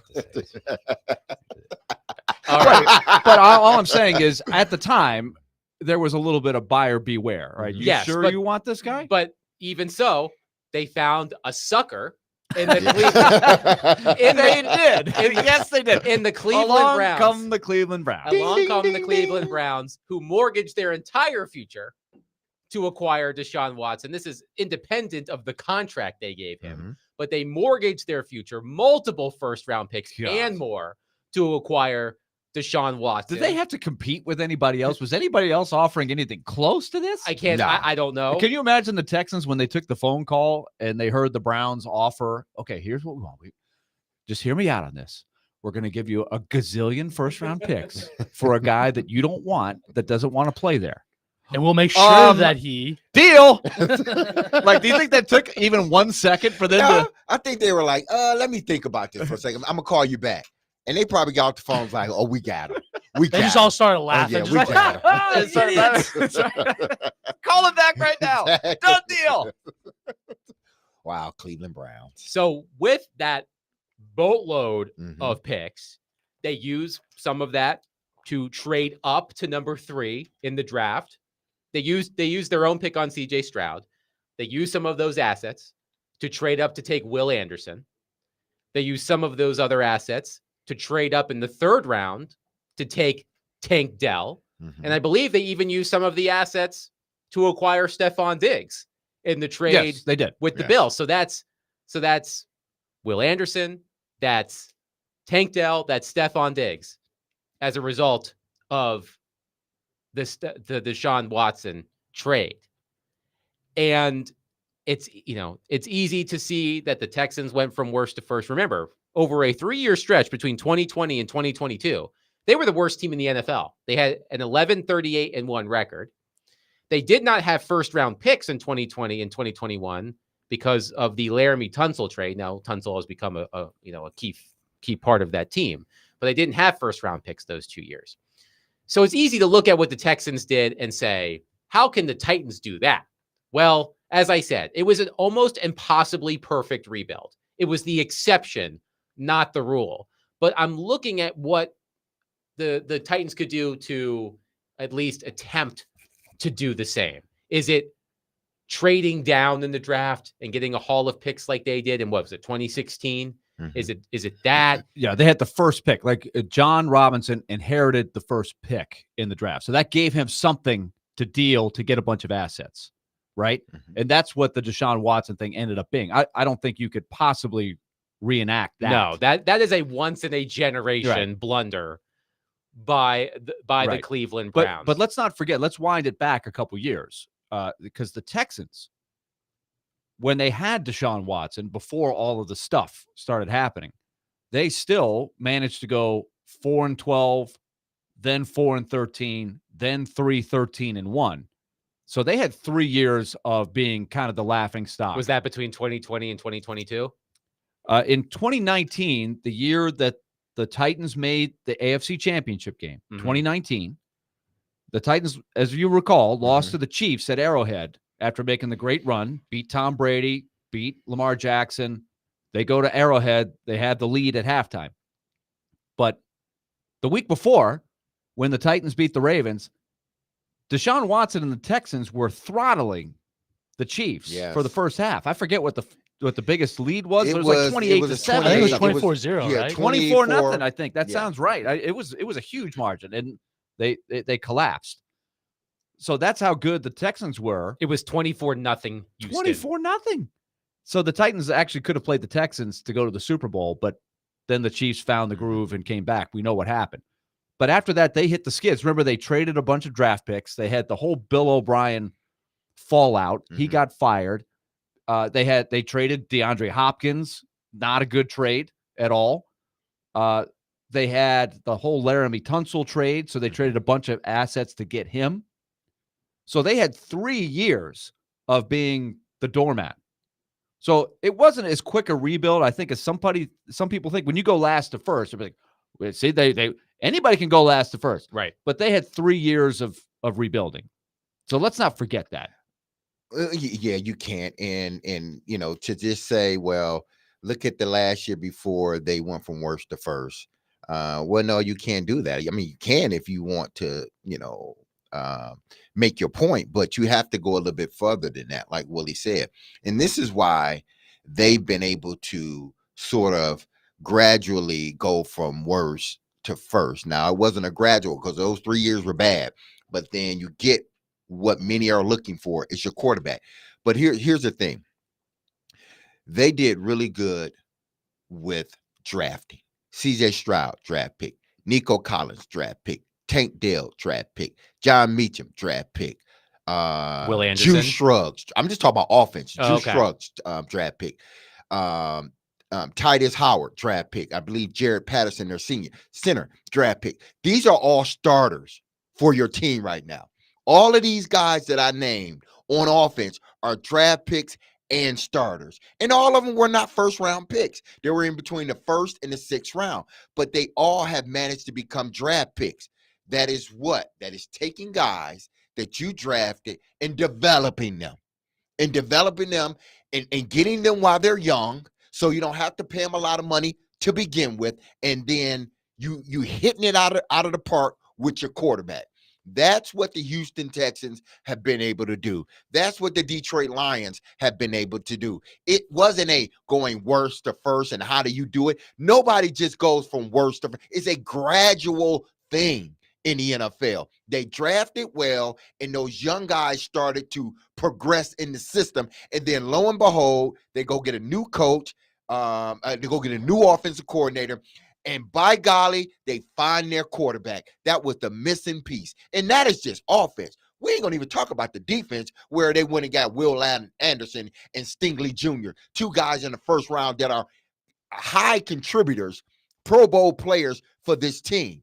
And then they went and did well in free agency as well. So this team started with what? They started with the draft and developing those guys, and then supplemented with veteran free agent guys that have meshed well with the guys that are already there. So to me, it's all about your draft. You draft, you develop your guys, and you're more likely to have sustained success than to go out and get a bunch of free agents and then it's like a hit or miss. 615-737-1025. We'll continue this conversation on the other side, but tune into 102.5, 106.3 The Game tonight for Vanderbilt men's basketball. The Commodores take on Nevada and the Shriners Children's Charleston Classic. Tip-off is at 6:30 with the pregame beginning at 6. Coverage is also available on the 102.5 The Game app and at thegamenashville.com.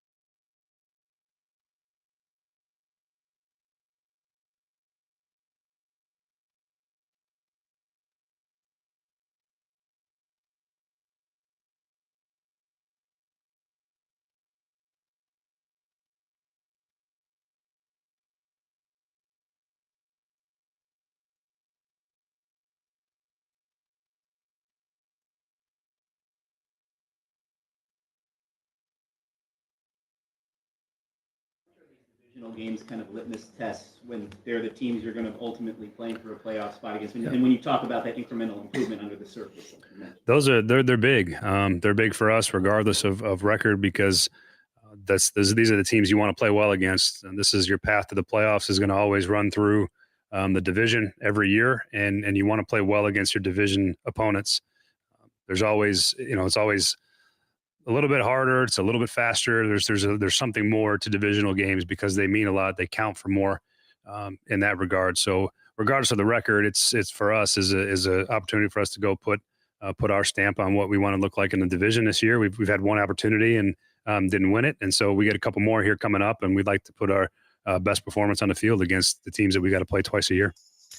That was Brian Callahan discussing the Titans' upcoming matchup against the Houston Texans.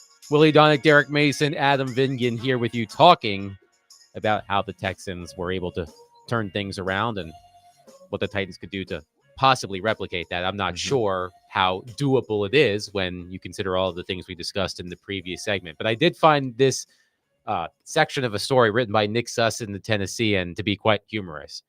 Brian Callahan credits Houston for building a good infrastructure around Stroud to allow him to thrive early. The Texans signed a running back, 2 receivers, a tight end, and 2 offensive linemen, all veterans, to start alongside Stroud in 2023, pairing that with a new young play caller plucked from one of the NFL's best offensive staffs to guide him. That sounds a little familiar, though, right? The Titans rebuilt in 2024, signing a running back, 2 receivers, a tight end, and 2 offensive linemen, all veterans, who have started alongside Levis, paired with Callahan, a young play caller plucked from one of the NFL's best offensive staffs to guide him. So, I mean, it just, they're trying to do the same things. It just hasn't worked. But it's not a huge deal, right? When you think about, for example, I was saying to Derek, one thing that the Texans did that worked wonders for CJ Stroud last season is they signed a really good tight end in Dalton Schultz. And Dalton Schultz was big for the Texans last season. And we know that a tight end is great for a young quarterback. The Titans brought in Nick Vannett, and they're not getting a lot of production out of their tight end position. So what was the cost of both of those guys? Those are different types of tight ends, but I see your point for sure. I think it comes back to what D-Mace was saying. When you draft good players and that's your nucleus, then it makes your job easier to find the right additions like Mixon. And okay, you got to hold a plug in at offensive line. I need 1 guy. I don't need 4 guys. The Titans went into the offseason last year with basically 1 guy. They had Skoronski, and the whole rest of the offensive, who obviously had some ups and downs in a rookie year, the appendectomy and all that, but he was the first-round pick, so you knew he was going to be back. The other guys, they had to put together a full offensive line. That's a tall order, right? As opposed to 1 or 2 spots you have to fill. No, it is. In this team, they haven't been able to do sort of, because now, Houston is the template. Before Houston, it was the Detroit Lions with the template. So any team, or the LA Rams were the template on how to win a Super Bowl in 1 year. So, I mean, the template is going to keep changing.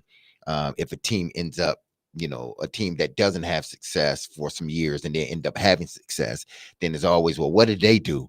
And then everybody want to sort of follow, in a sense, what they did to have success. But it's simple. It boils down to identifying talent, drafting that talent, and then developing that talent. That is football 101. Those 3 things, you can try to circumvent it however you want to, but those 3 things are cornerstones of building your franchise. And the Titans are just not there. I mean, but listen, they don't have many of their draft picks that are high-level contributors. They are contributors. Will Levis was a draft pick. He's not a high-level contributor. Nick Westbrook-Akine, he's a draft pick. He's turned out to be better than where they drafted him. Tyler Boyd wasn't a draft pick. Chigokonko, he's not living up to expectations. J.C. Latham, he is starting to. Peter Skoronski, he hasn't. The center, Lloyd Cushenberry, he wasn't a draft pick. Dylan Radins, he's okay, and then Leroy Watson. So you got a bunch of guys on this roster, at least the starters, that either were not draft picks or are not living up to the expectations that were set for them. Contrary to the Houston Texans, their draft picks are hitting and they're playing key roles on their team. And then not only their draft picks, but their free agent picks are also key contributors, high impact players.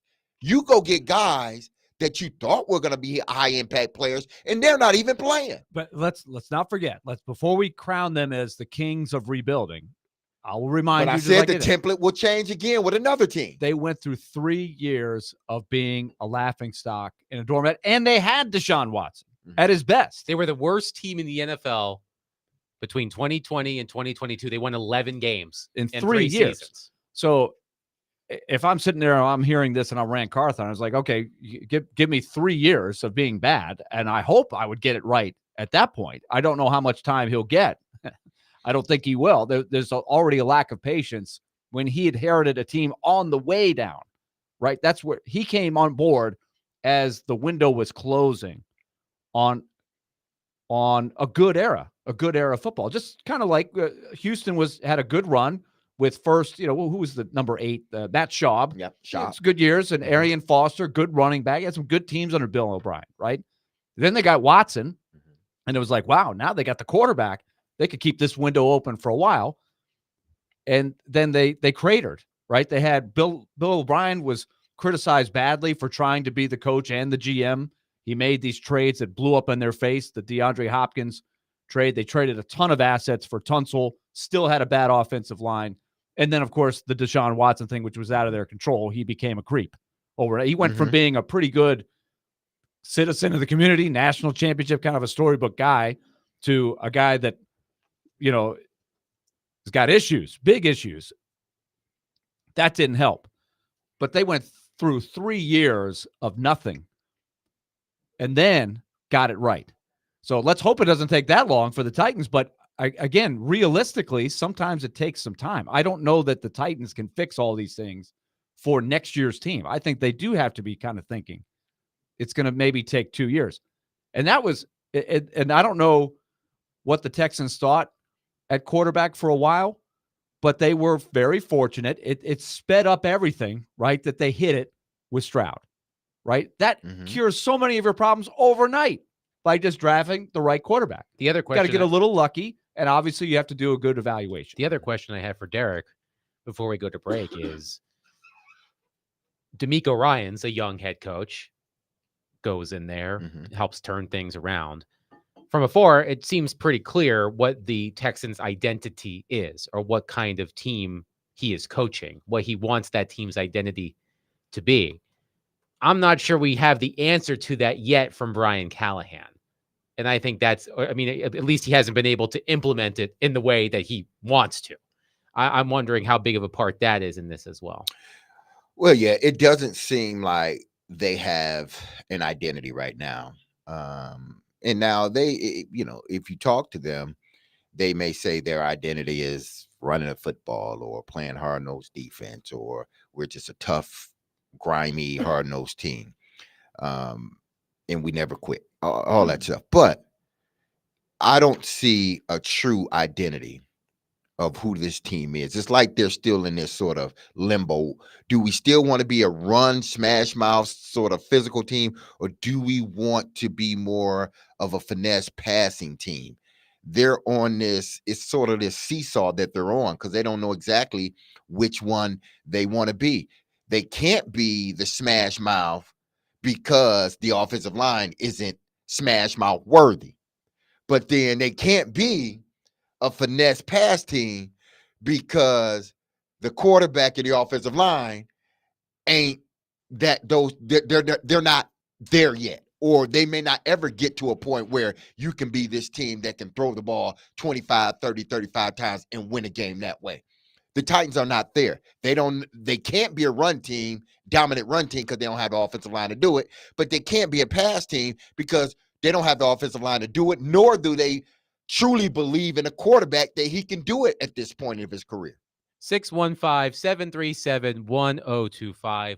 We will get back into the Titans in the next hour. But before we do that, we will be joined by Elliot Freeman, Sportsnet NHL insider, co-host of the 32 Thoughts podcast. We will get his thoughts on the Predators and where they go from here. Coming up next, Willie Donick, Derek Mason, Adam Vingan, 1025, 1063, The Game.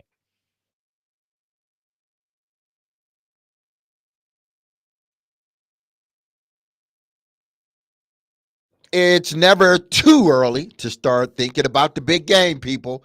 And now that it's November, Zen Sports, the new sports book in Tennessee, has launched a brand new sweepstakes for all its Tennessee customers. The Big Game Sweepstakes, where you can win a grand prize of 2 tickets to Super Bowl 59 in New Orleans or $10,000 cash.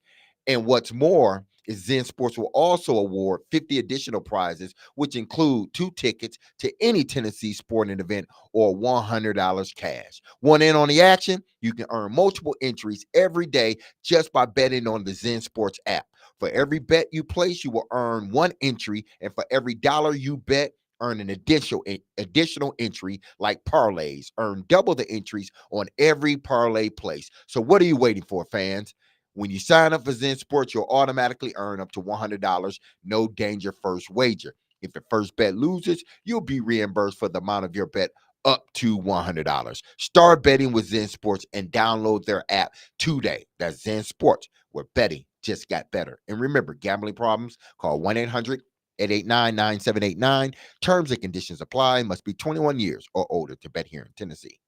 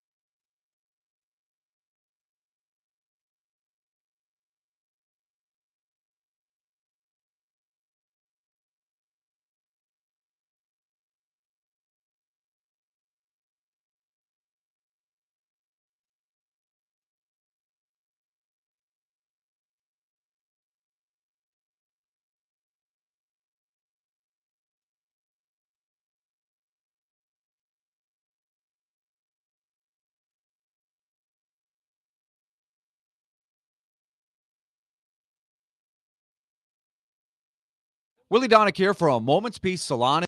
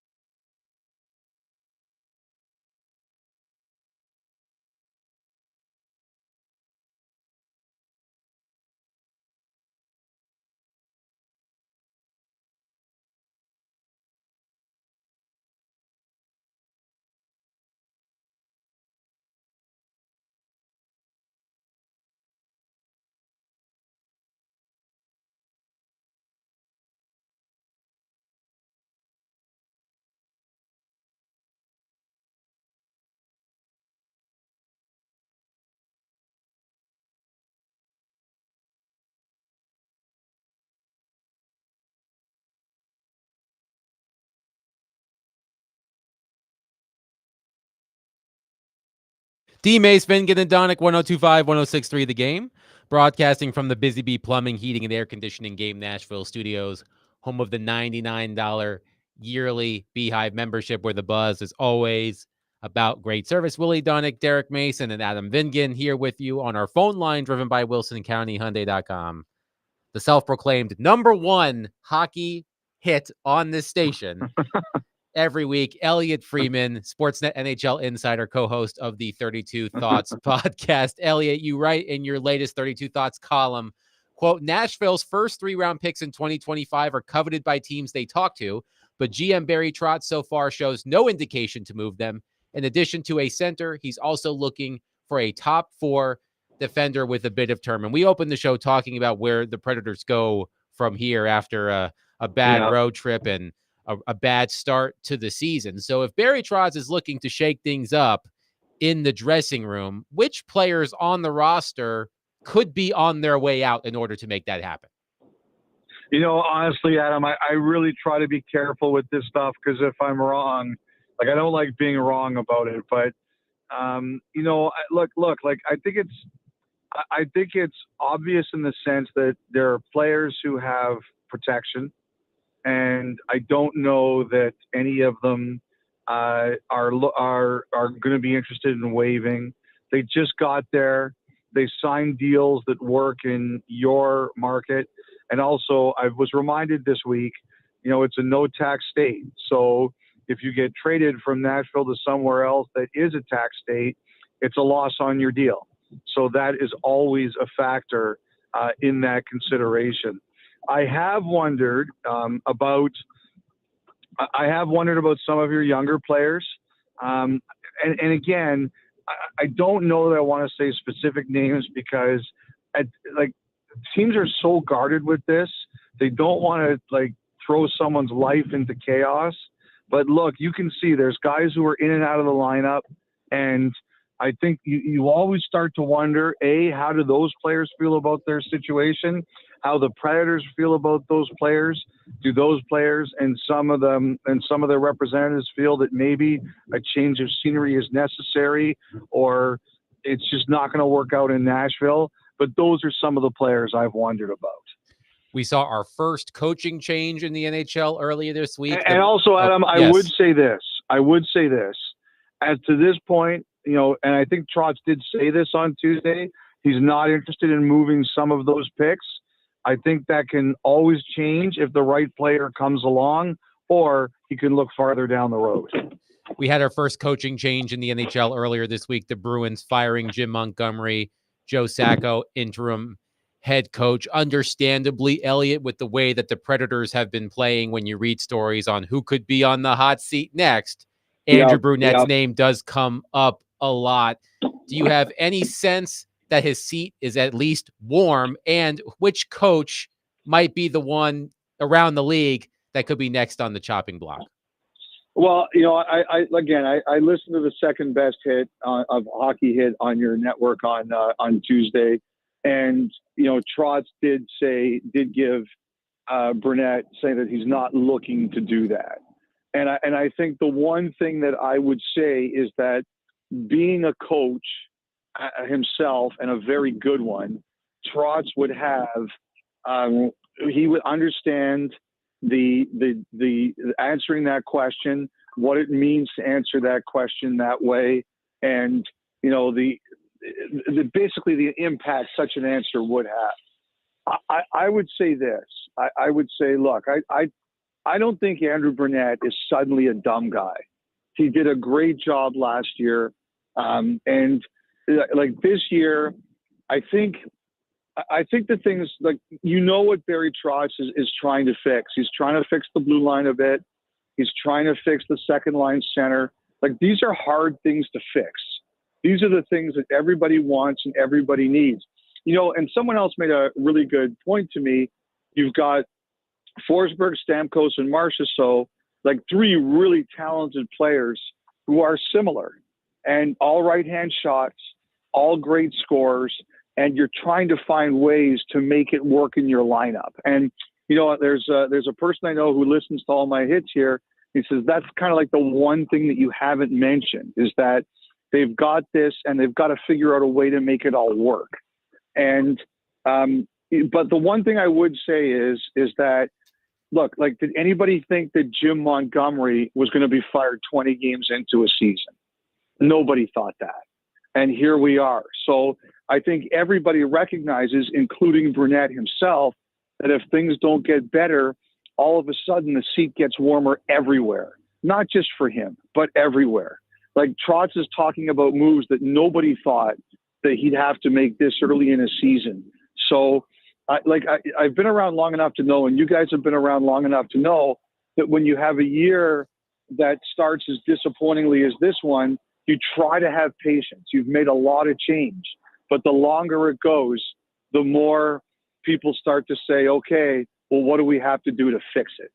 We'll talk with Elliotte Friedman, 32 Thoughts podcast. Take a listen to it. Interesting things that he says on his podcast. Interesting thoughts. Elliotte, with that being said, how difficult is it because listen, you've amassed this talent through free agency, and then the talent that you already had. You had a system coming in with this talent that you brought in this season. How difficult is it for Coach Bruno to sort of tweak his system a little bit for the guys he had? He may have wanted one thing to happen at the beginning of the season with all these guys, but now clearly whatever he wanted isn't working right now. So how difficult is it for him to tweak the system just a little bit to try to get something going? Well, I think this. I think that, like I said, I think Derek that Andrew Brunette is a really smart guy. I think good coaches, and it's the same as in football, I think good coaches tailor the system to what works with your personnel. And but the one thing to me is, and like, someone called me this morning, they just can't believe just how much Brady Shea has struggled. He says like that guy is a better player than he's showing in Nashville. He's a much better player.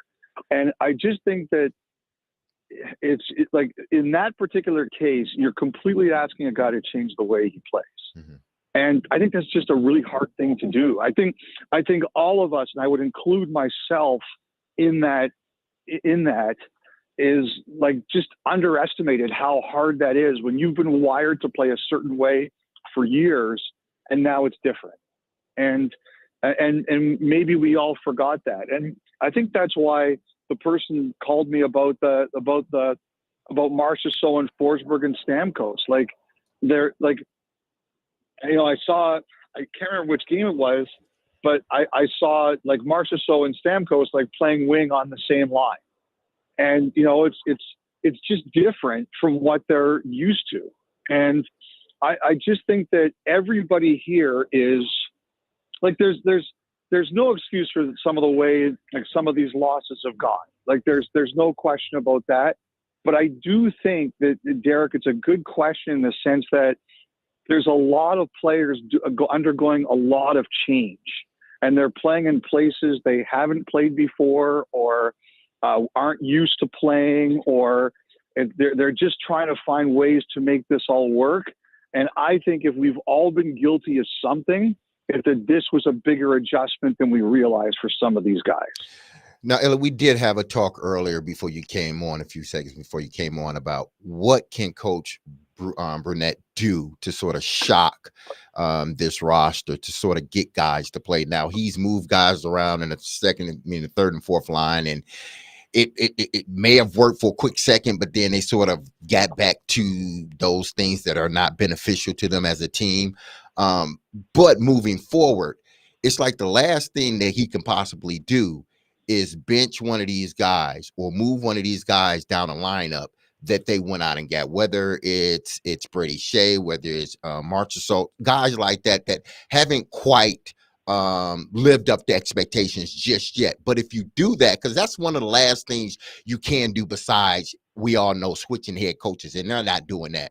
But you have to do something within the locker room to give sort of like a shock and awe to the team, like I mean business. But if you do that, do you believe he has to get the backing of his captain, Roman Josi? Because if you do something like that, you may just end up being the hated guy in the locker room, and they may tune you out. But if you get sort of a backing from your captain, maybe it's easier to do that, and maybe it sits on these veteran guys a little bit better. You know, Derek, it's funny you said that, because I wrote that, I think, a week or two ago, and someone called to me and said, you got to be really careful with this one. Now, I'm watching last night, and, I feel bad for some of the young guys because they're all getting exchanged for each other, right? Like last night, Tomasino plays, Evangelista sits out, and I'm sure these guys, it's tough on young players, right? Like they feel they're the scapegoats, and it's not entirely their fault, and I'm sure their agents behind the scenes are just barking like crazy, but it's like at a certain point in time, like that becomes just like shuffling deck chairs on the Titanic. You've got to go higher.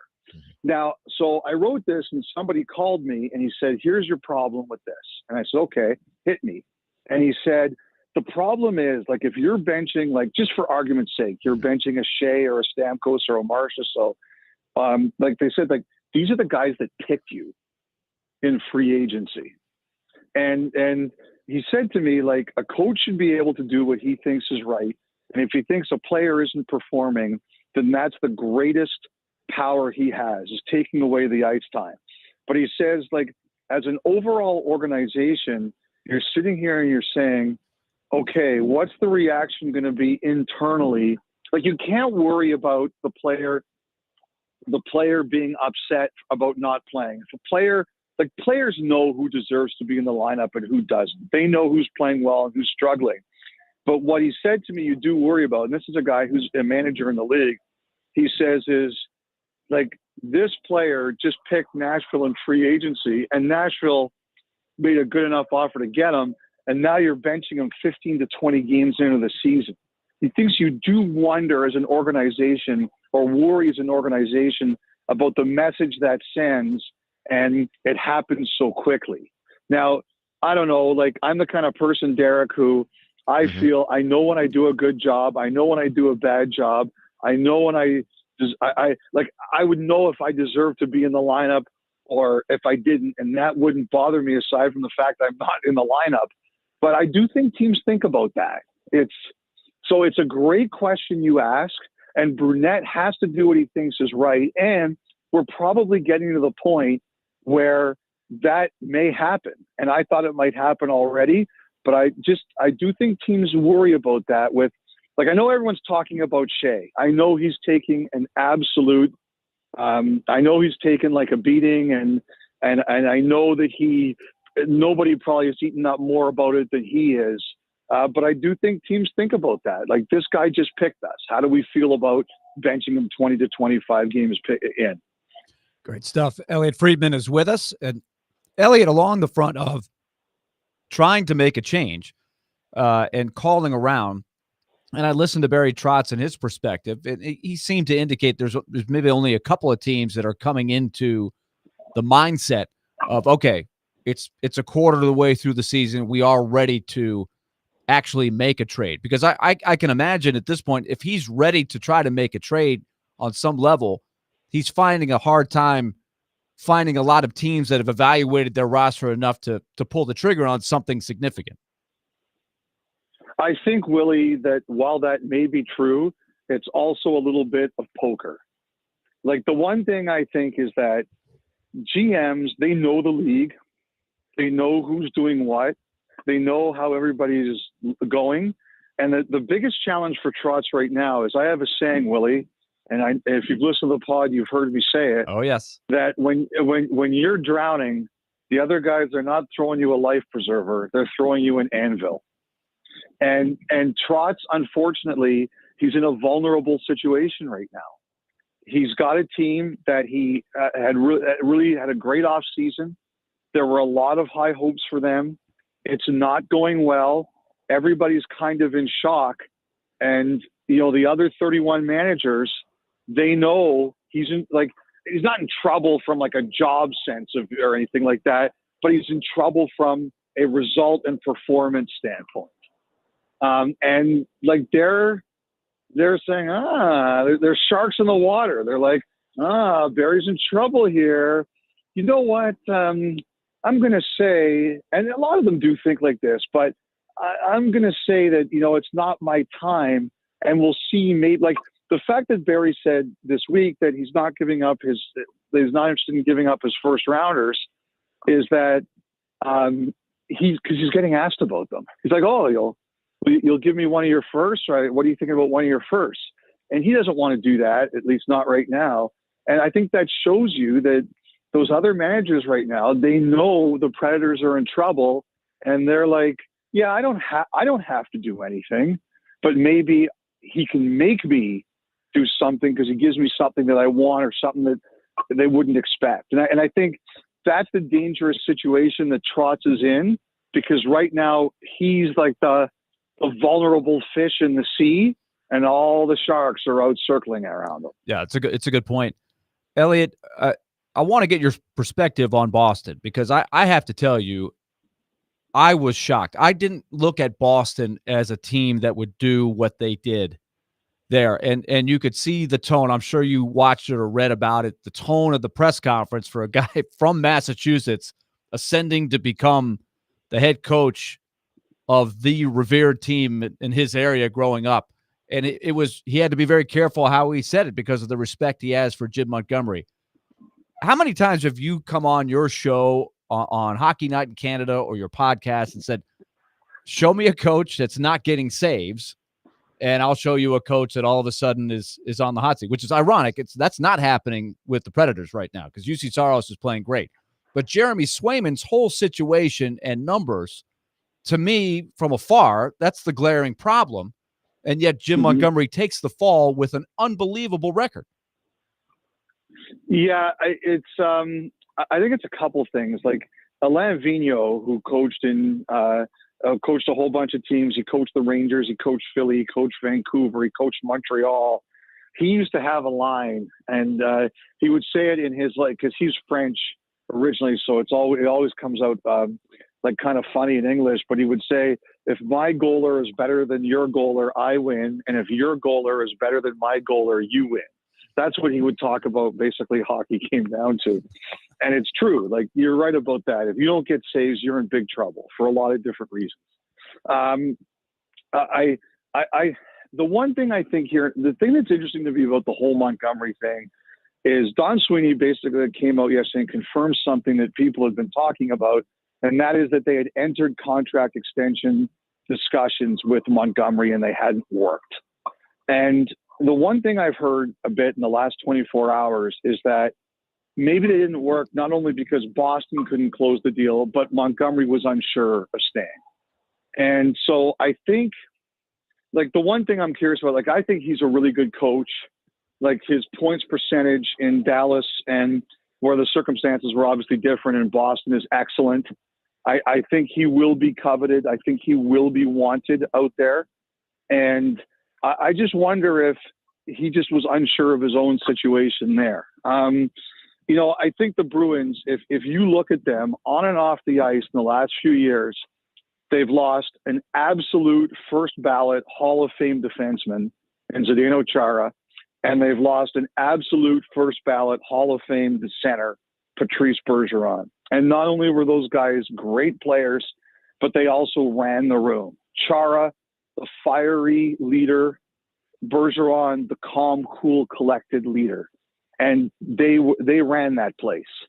And I just think that it's a lot of change. I think we've underestimated how much change that, they've lost a Hall of Fame defenseman, a Hall of Fame center on the ice, and they've lost their two leaders off the ice. And I think we've underestimated how much that changed things there. And I think the Bruins are trying to find their identity a bit. And I think that I think they still have a lot there, but I think finally we're seeing them adjust to life without these two guys on and off the ice. Elliot Freeman, Sportsnet's NHL insider, co-host of the 32 Thoughts podcast, joining us as he does every Thursday. Elliot, great stuff as always. We'll talk next week. All right, guys. Have a great week. You as well. Elliot Freeman joining us on the program. 615-737-1025. I want to get into something that Elliot said to Derek. I thought it was a really interesting point, and I want to break that down a little bit further. We'll do that next. Willie Donick, Derek Mason, Adam Vingan, 1025, 1063, The Game.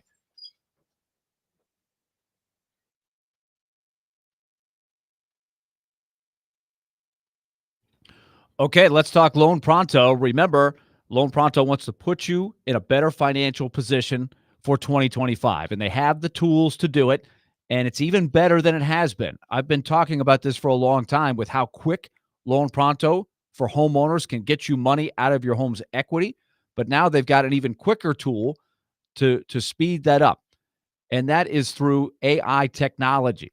So now they have what's called the Rapid Equity Loan. They use AI-driven tech to get you approved for cash out from your home's equity in as little as 1 day. That is even quicker than before. So in just a few days, you can have a plan of action that pays off big loans that you have, like a car payment, or maybe it's a credit card bill that has a huge interest rate that you've got to get down to nothing.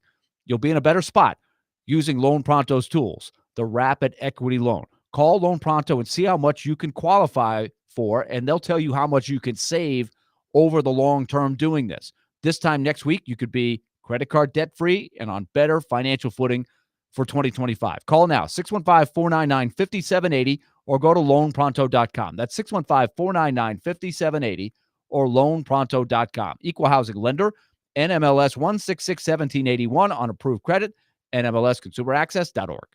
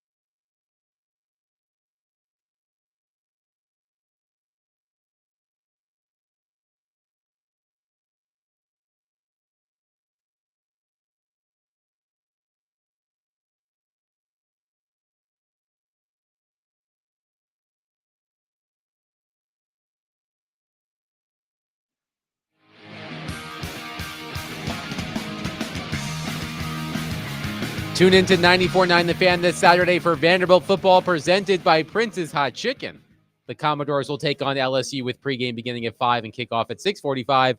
Coverage also available on the 94.9 The Fan app and the GameNashville.com. Willie Donick, Derek Mason, and Adam Vingan here with you. So I want to touch on something that Elliot Freeman brought up in response to Derek's question that I found to be very interesting.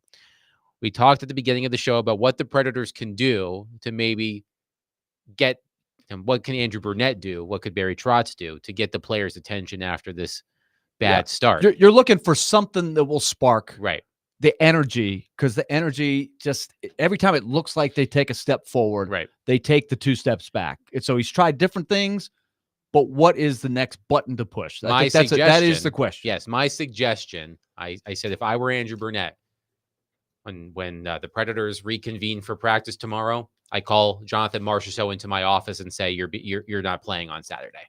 Like he's the first one that I'm scratching. And what Elliot's point was, specifically with Shea and Marchessault, the Predators paid them a lot of money to come here in free agency. They chose the Predators. Mm-hmm. I mean, for a long time, Willie knows this full well. For a long time, the Predators were not a free agent destination. They weren't paying a lot of money to lure free agents to Nashville. That was part of it as well. I mean, when the Predators gave the contract they did to Matt Duchene in free agency, that was a big deal. That was a big contract. And the whole thing was he's wanted to come here for so long. He loves Nashville. Right. Isn't this great that we have Matt Duchene? Right. So it looked like a marriage made in heaven. Right. It certainly was not. But I thought it was interesting because I hear what Elliot is saying, that they've committed to the Predators. They liked what they heard from the Predators in free agency. They certainly like the money. Like, let's be real. They certainly like the money.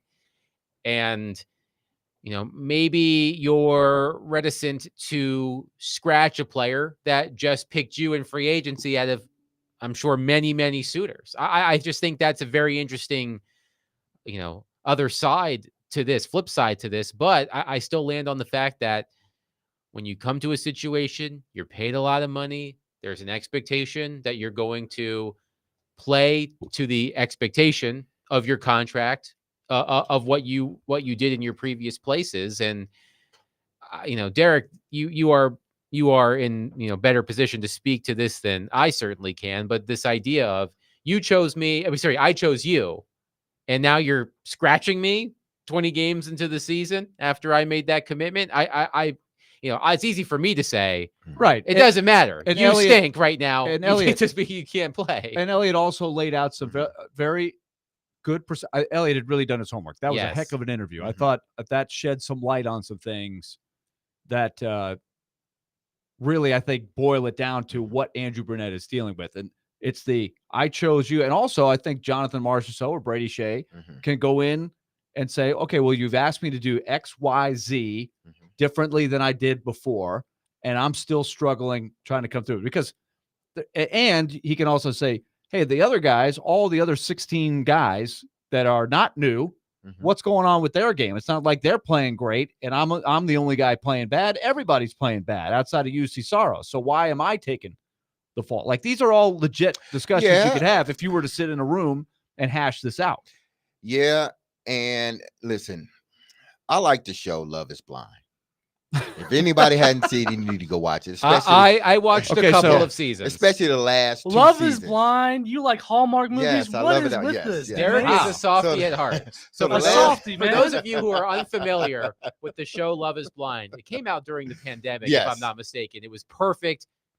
You're stuck at home watching. It's a show on Netflix, and these men and women, they would be in these pods where they couldn't see each other, but they could talk to each other for as long as they wanted.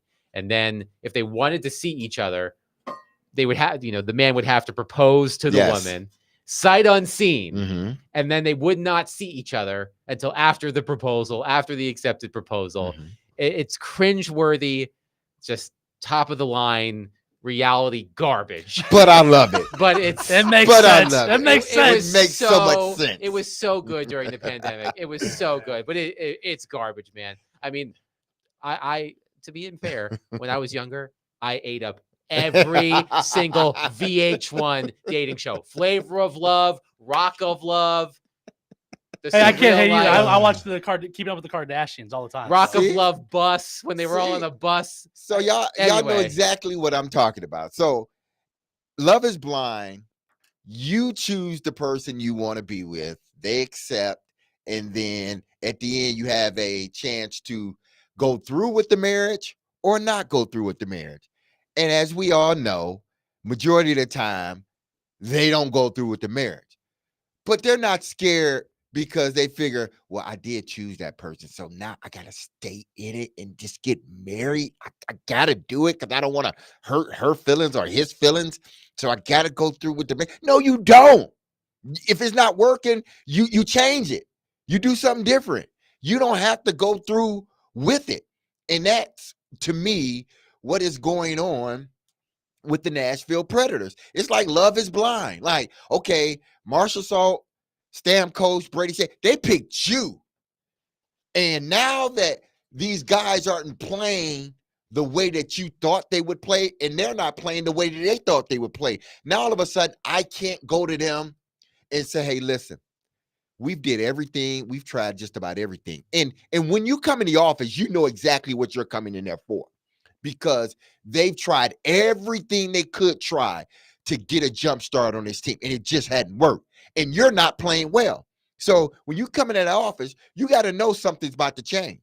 You have to, and the coach can't be so, I'm not going to say scared, but he can't sit there and think, what will be the repercussions if I do it? He has to think about what this would be, what good it will do for my team, because I've tried everything, not what bad can go wrong with my team, because everything's been going wrong. Everything's been going wrong already. So you can't sit here and say, well, I'm not going to make that decision because, yeah, they chose us, and I don't know how this thing is going to go. Maybe I lose the player. No, you got to go in there and say, listen, we've tried everything possible to get a jump start on this team. You're not playing well. You may have to sit for a night, or you may have to get demoted to the third line. We need to do something to shake this thing up for the betterment of the team, not the betterment of you. And if you're a team player and you're honest with yourself and you know you hadn't been playing well, then that's something that you may not like it, but you understand it and you accept it and you go out and you get better, because what he's trying to do is what he's trying to make the team better. He's not saying I'm benching you forever or I'm demoting you forever. He's saying I'm trying to do something to jumpstart this team, because right now we are damn near flatlined. What about this, Adam? Because I've thought about this as well. Something like sitting a guy out, that's really drastic. But there are other layers in between, too, of within a game. Maybe you tell, and I thought John Hines did this a lot. He was not shy about telling the players, ice time will be determined on who is playing well. Yeah. I'm not just going to assign you. I know you want to play. Look, this happened with Matt Duchene a lot. Matt Duchene and Ryan Johansson. And Duchene in particular was like, if you play me 19, 20 minutes, yes, that's going to help me get the production that I need for this team to be the best. That was how he felt about it. Yes. And John Hines would come back and say, and Ryan Johansson to a similar extent. And John Hines would be saying, you've got to earn those 19 minutes.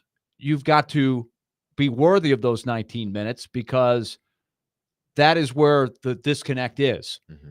And he was not afraid to play them a lot less if he felt like other players were deserving of the minutes. So that's another layer in between where you demote somebody to start a game and say, earn your way back up to the first line. I'm going to start you on the third line or the fourth line. And the problem is you got to have other guys who can fill those gaps. So these are all questions. Adam from Portland is on our phone line, driven by WilsonCountyHyundai.com. Adam, thank you for calling. Please go ahead. Yeah, but hey, all due respect. All right. I love you guys. I think you're wrong. I think this is a system. I think it's a system issue. I don't think it's the players. When you look at where this team was before the shellacking in February last year, they were not good. They were very bad. And then they got heated up. And Willie, if you'll remember, towards the end of the run there, I was like, I want to see what they do after they lose, because anybody can go on a hot streak. You gave me crap for saying that because they lost. You blame me for it. But after they got beat, they have not looked right since then. We got shellacked by a much better team than us in the playoffs. Shellacked? And I'm not 100% convinced that paying Saros was the right move at this point. But as far as the players, we got better players, man. It's got to be a system. I don't see how it's not the system at this point. All right, Adam, thank you for the call. First of all, I would disagree with the idea that they got shellacked in the playoffs. I believe they gave up 13 goals in 6 games. The problem was they scored 12. So that was a tight series. I would not say they were shellacked in the playoffs. But Adam is speaking to a point we've heard a lot from people, Willie, which is it's Brunette's system, and it doesn't mesh with the players they brought in. I do think that is, and the 3 right-hand shots is something that, honestly, I get the idea. I don't know what that's like on the ice. I have not played hockey to know of. Like, sometimes you tell me a player, I have to think 2 or 3 times, even for a Predator player sometimes. Is he a right-handed shot or a left-handed shot? I don't know. Some players, it doesn't matter. But the 3 right-handed shots, Marchessault, Forsberg, and Stamkos, Yes. that is an interesting thing that I have heard people say. Ray Ferraro, to his credit, was the first guy last summer that said, okay, let's see how Andrew Brunette tries to put the pieces together with this. And that has been, no question, part of the bigger picture of why aren't these guys doing what they have done before. So the meshing is very important with that. So, yeah, I think at a point pretty early in the season, Andrew Brunette was like, well, look, last year was last year. This is this year. And I think probably the most frustrating thing for Brunette is the guys that flourished last year. None of those guys are really having great years. So to me, it's not necessarily the system, because listen, I come from from a school of thought. It's this, and this is how I operated my whole career. Maybe other professionals are like that. Maybe they whine and moan and do whatever. Listen, put me in whatever system you want to put me in. My talent, I'm going to thrive. The numbers may not be like they would if I was on, say, a pass heavy team, but I'm still going to thrive in whatever system you put me in, because that's the type of player I am. I'm going to adapt, because if you don't adapt, you're going to die. That's just what's happening. So to me, those guys just need to, if they knew exactly the system they were coming into, they knew it. They chose Nashville. Nashville wanted them. They chose Nashville. They could have went somewhere else that would have been more suited for their skill set. That probably could have happened, but they chose to come here. So I don't really care about that, because you chose to come here, so you knew the system. Find a way to work within the system. I can tweak it a little bit here and there, but if you are the player that you have been your whole career, then do it now. Because if you brought Connor McDavid in here under this system, I guarantee you he would be the same player. But I know I'm talking about one of the greatest of all time. I get it. But I guarantee you he can come in here and still get the job done. I don't want to hear that. Come in here, get the job done. You getting paid a lot of damn money for a lot of years. I don't want to hear about, well, maybe the system isn't, maybe they need to change. No.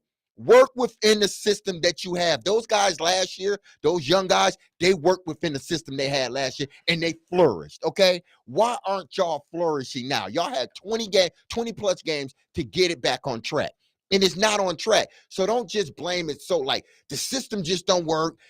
They need to get a new system, and these players will flourish. These players were supposed to be damn good players when we brought them in, okay? So start proving that. Good players will be good players anywhere they go. 615-737-1025. The Predators are back in action on Saturday, a 6 o'clock puck drop against the league-leading Winnipeg Jets, the 16-3-0 Winnipeg Jets. We'll wrap up the show next. Derek Mason, Adam Vingan, 1025, 1063, The Game.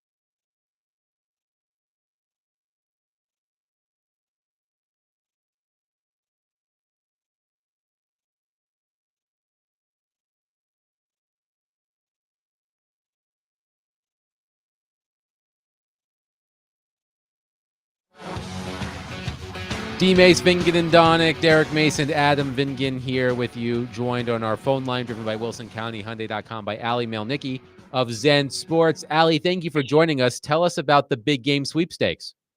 Sure. So, yeah, it's happening all month long in November. It's exclusive to just those who are in Tennessee and betting. We are giving away a grand prize of 2 VIP tickets to the Super Bowl, the big game in New Orleans this year. You get the full package, the hotel, the tickets to all the pre-festival activities and everything. Or if you don't want that, you get a $10,000 cash prize instead.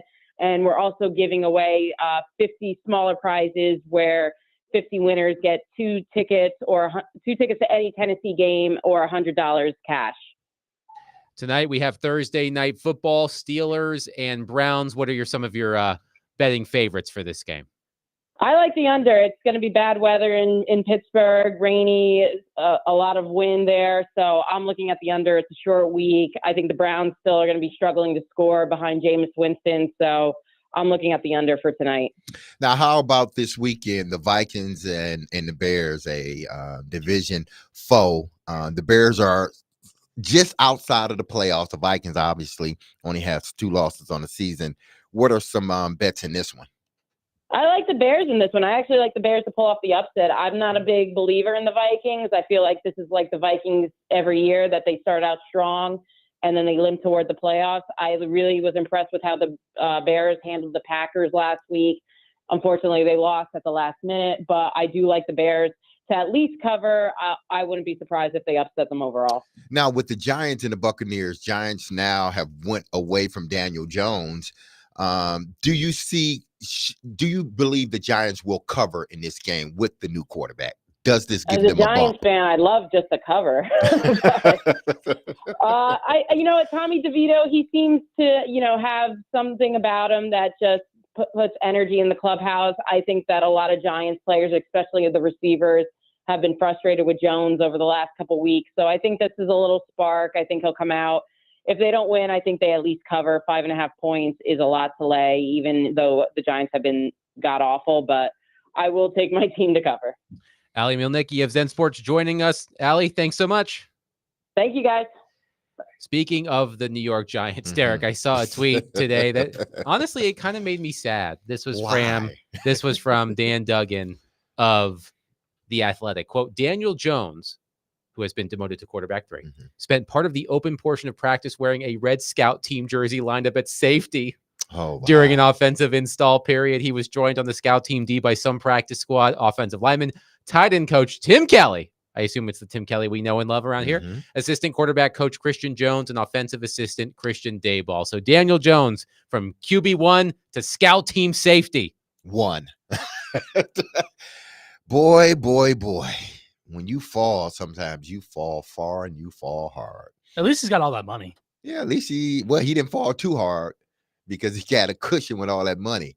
But this is what I guess bad franchises do. Give a quarterback a lot of money off 6 games or a playoff win, and then come to realization that maybe he wasn't the quarterback we thought he was. Oh, well. We got big enough problems here in Nashville. Yeah. What about Daniel Jones, quarterback for the Tennessee Titans? What do you think about that? Oh. Derek, he ran so fast that one game. Just stop it. Just stop it before he trips over whichever yard line that was. Don't remember that moment. Don't remember that one. That's almost just as bad as the butt fumble. You're running wide by yourself, nobody around. Clear touchdown. You can basically walk in, and you trip and fall on nothing. Just your own feet. That was the demise of Daniel Jones right there. Just like the butt fumble was the demise of Sanchez. But the butt fumble, man, that's Daniel Jones did get like millions of dollars after that too. But that will go on. I mean, everybody will refer to the butt fumble. Everyone. You weren't with the Jets at the butt fumble. No, right? I wasn't there with the Jets. No, that was after I left. Then he had the butt fumble. But I saw it coming. When I was there, I saw the butt fumble coming. I saw it. You saw it in his eyes. I saw the whole demise of the organization coming. I saw that. You didn't have to have 20/20 vision to see it either. How long were you there? A cup of coffee? 5 months. And that's all you needed to see. That's all I needed to see. That's 5 months. all I needed to see. On your way out the door, you're like, "Hey Rex, just so you know, butt fumble. Just remember that." You don't understand what that means now. Gives you a snack, but you will. But you will. Sort of like Back to the Future, when he was like something about the kid, because the kid was in the what do you call it? Not the cradle, but the little cradle. And it had bars on there. He was like, "Yeah, you can get used to these. Get used to these. Because you're gonna be behind bars, buddy." So yeah. Derek, he knew it before we all did. Why didn't you tell us? Why didn't you warn us? Yes. It wasn't my problem no more. Fair enough. Ask the people that tried to ask me about it the day I left. I was like, man, go talk to them. I don't want to have anything else to do with that franchise. Go talk to them. That's Woody's problem now. Yes. Well, that'll do it for us today. We'll have Ask D-Mace tomorrow at 12:30. Mm-hmm. We'll wrap up the week with some Titans talk, some more Preds talk. Great discussion today, everybody. Stillman and Company coming up next, 102.5, 106.3 The Game. Be love on your people. Have a wonderful and blessed Thursday. Peace. You don't have to go home.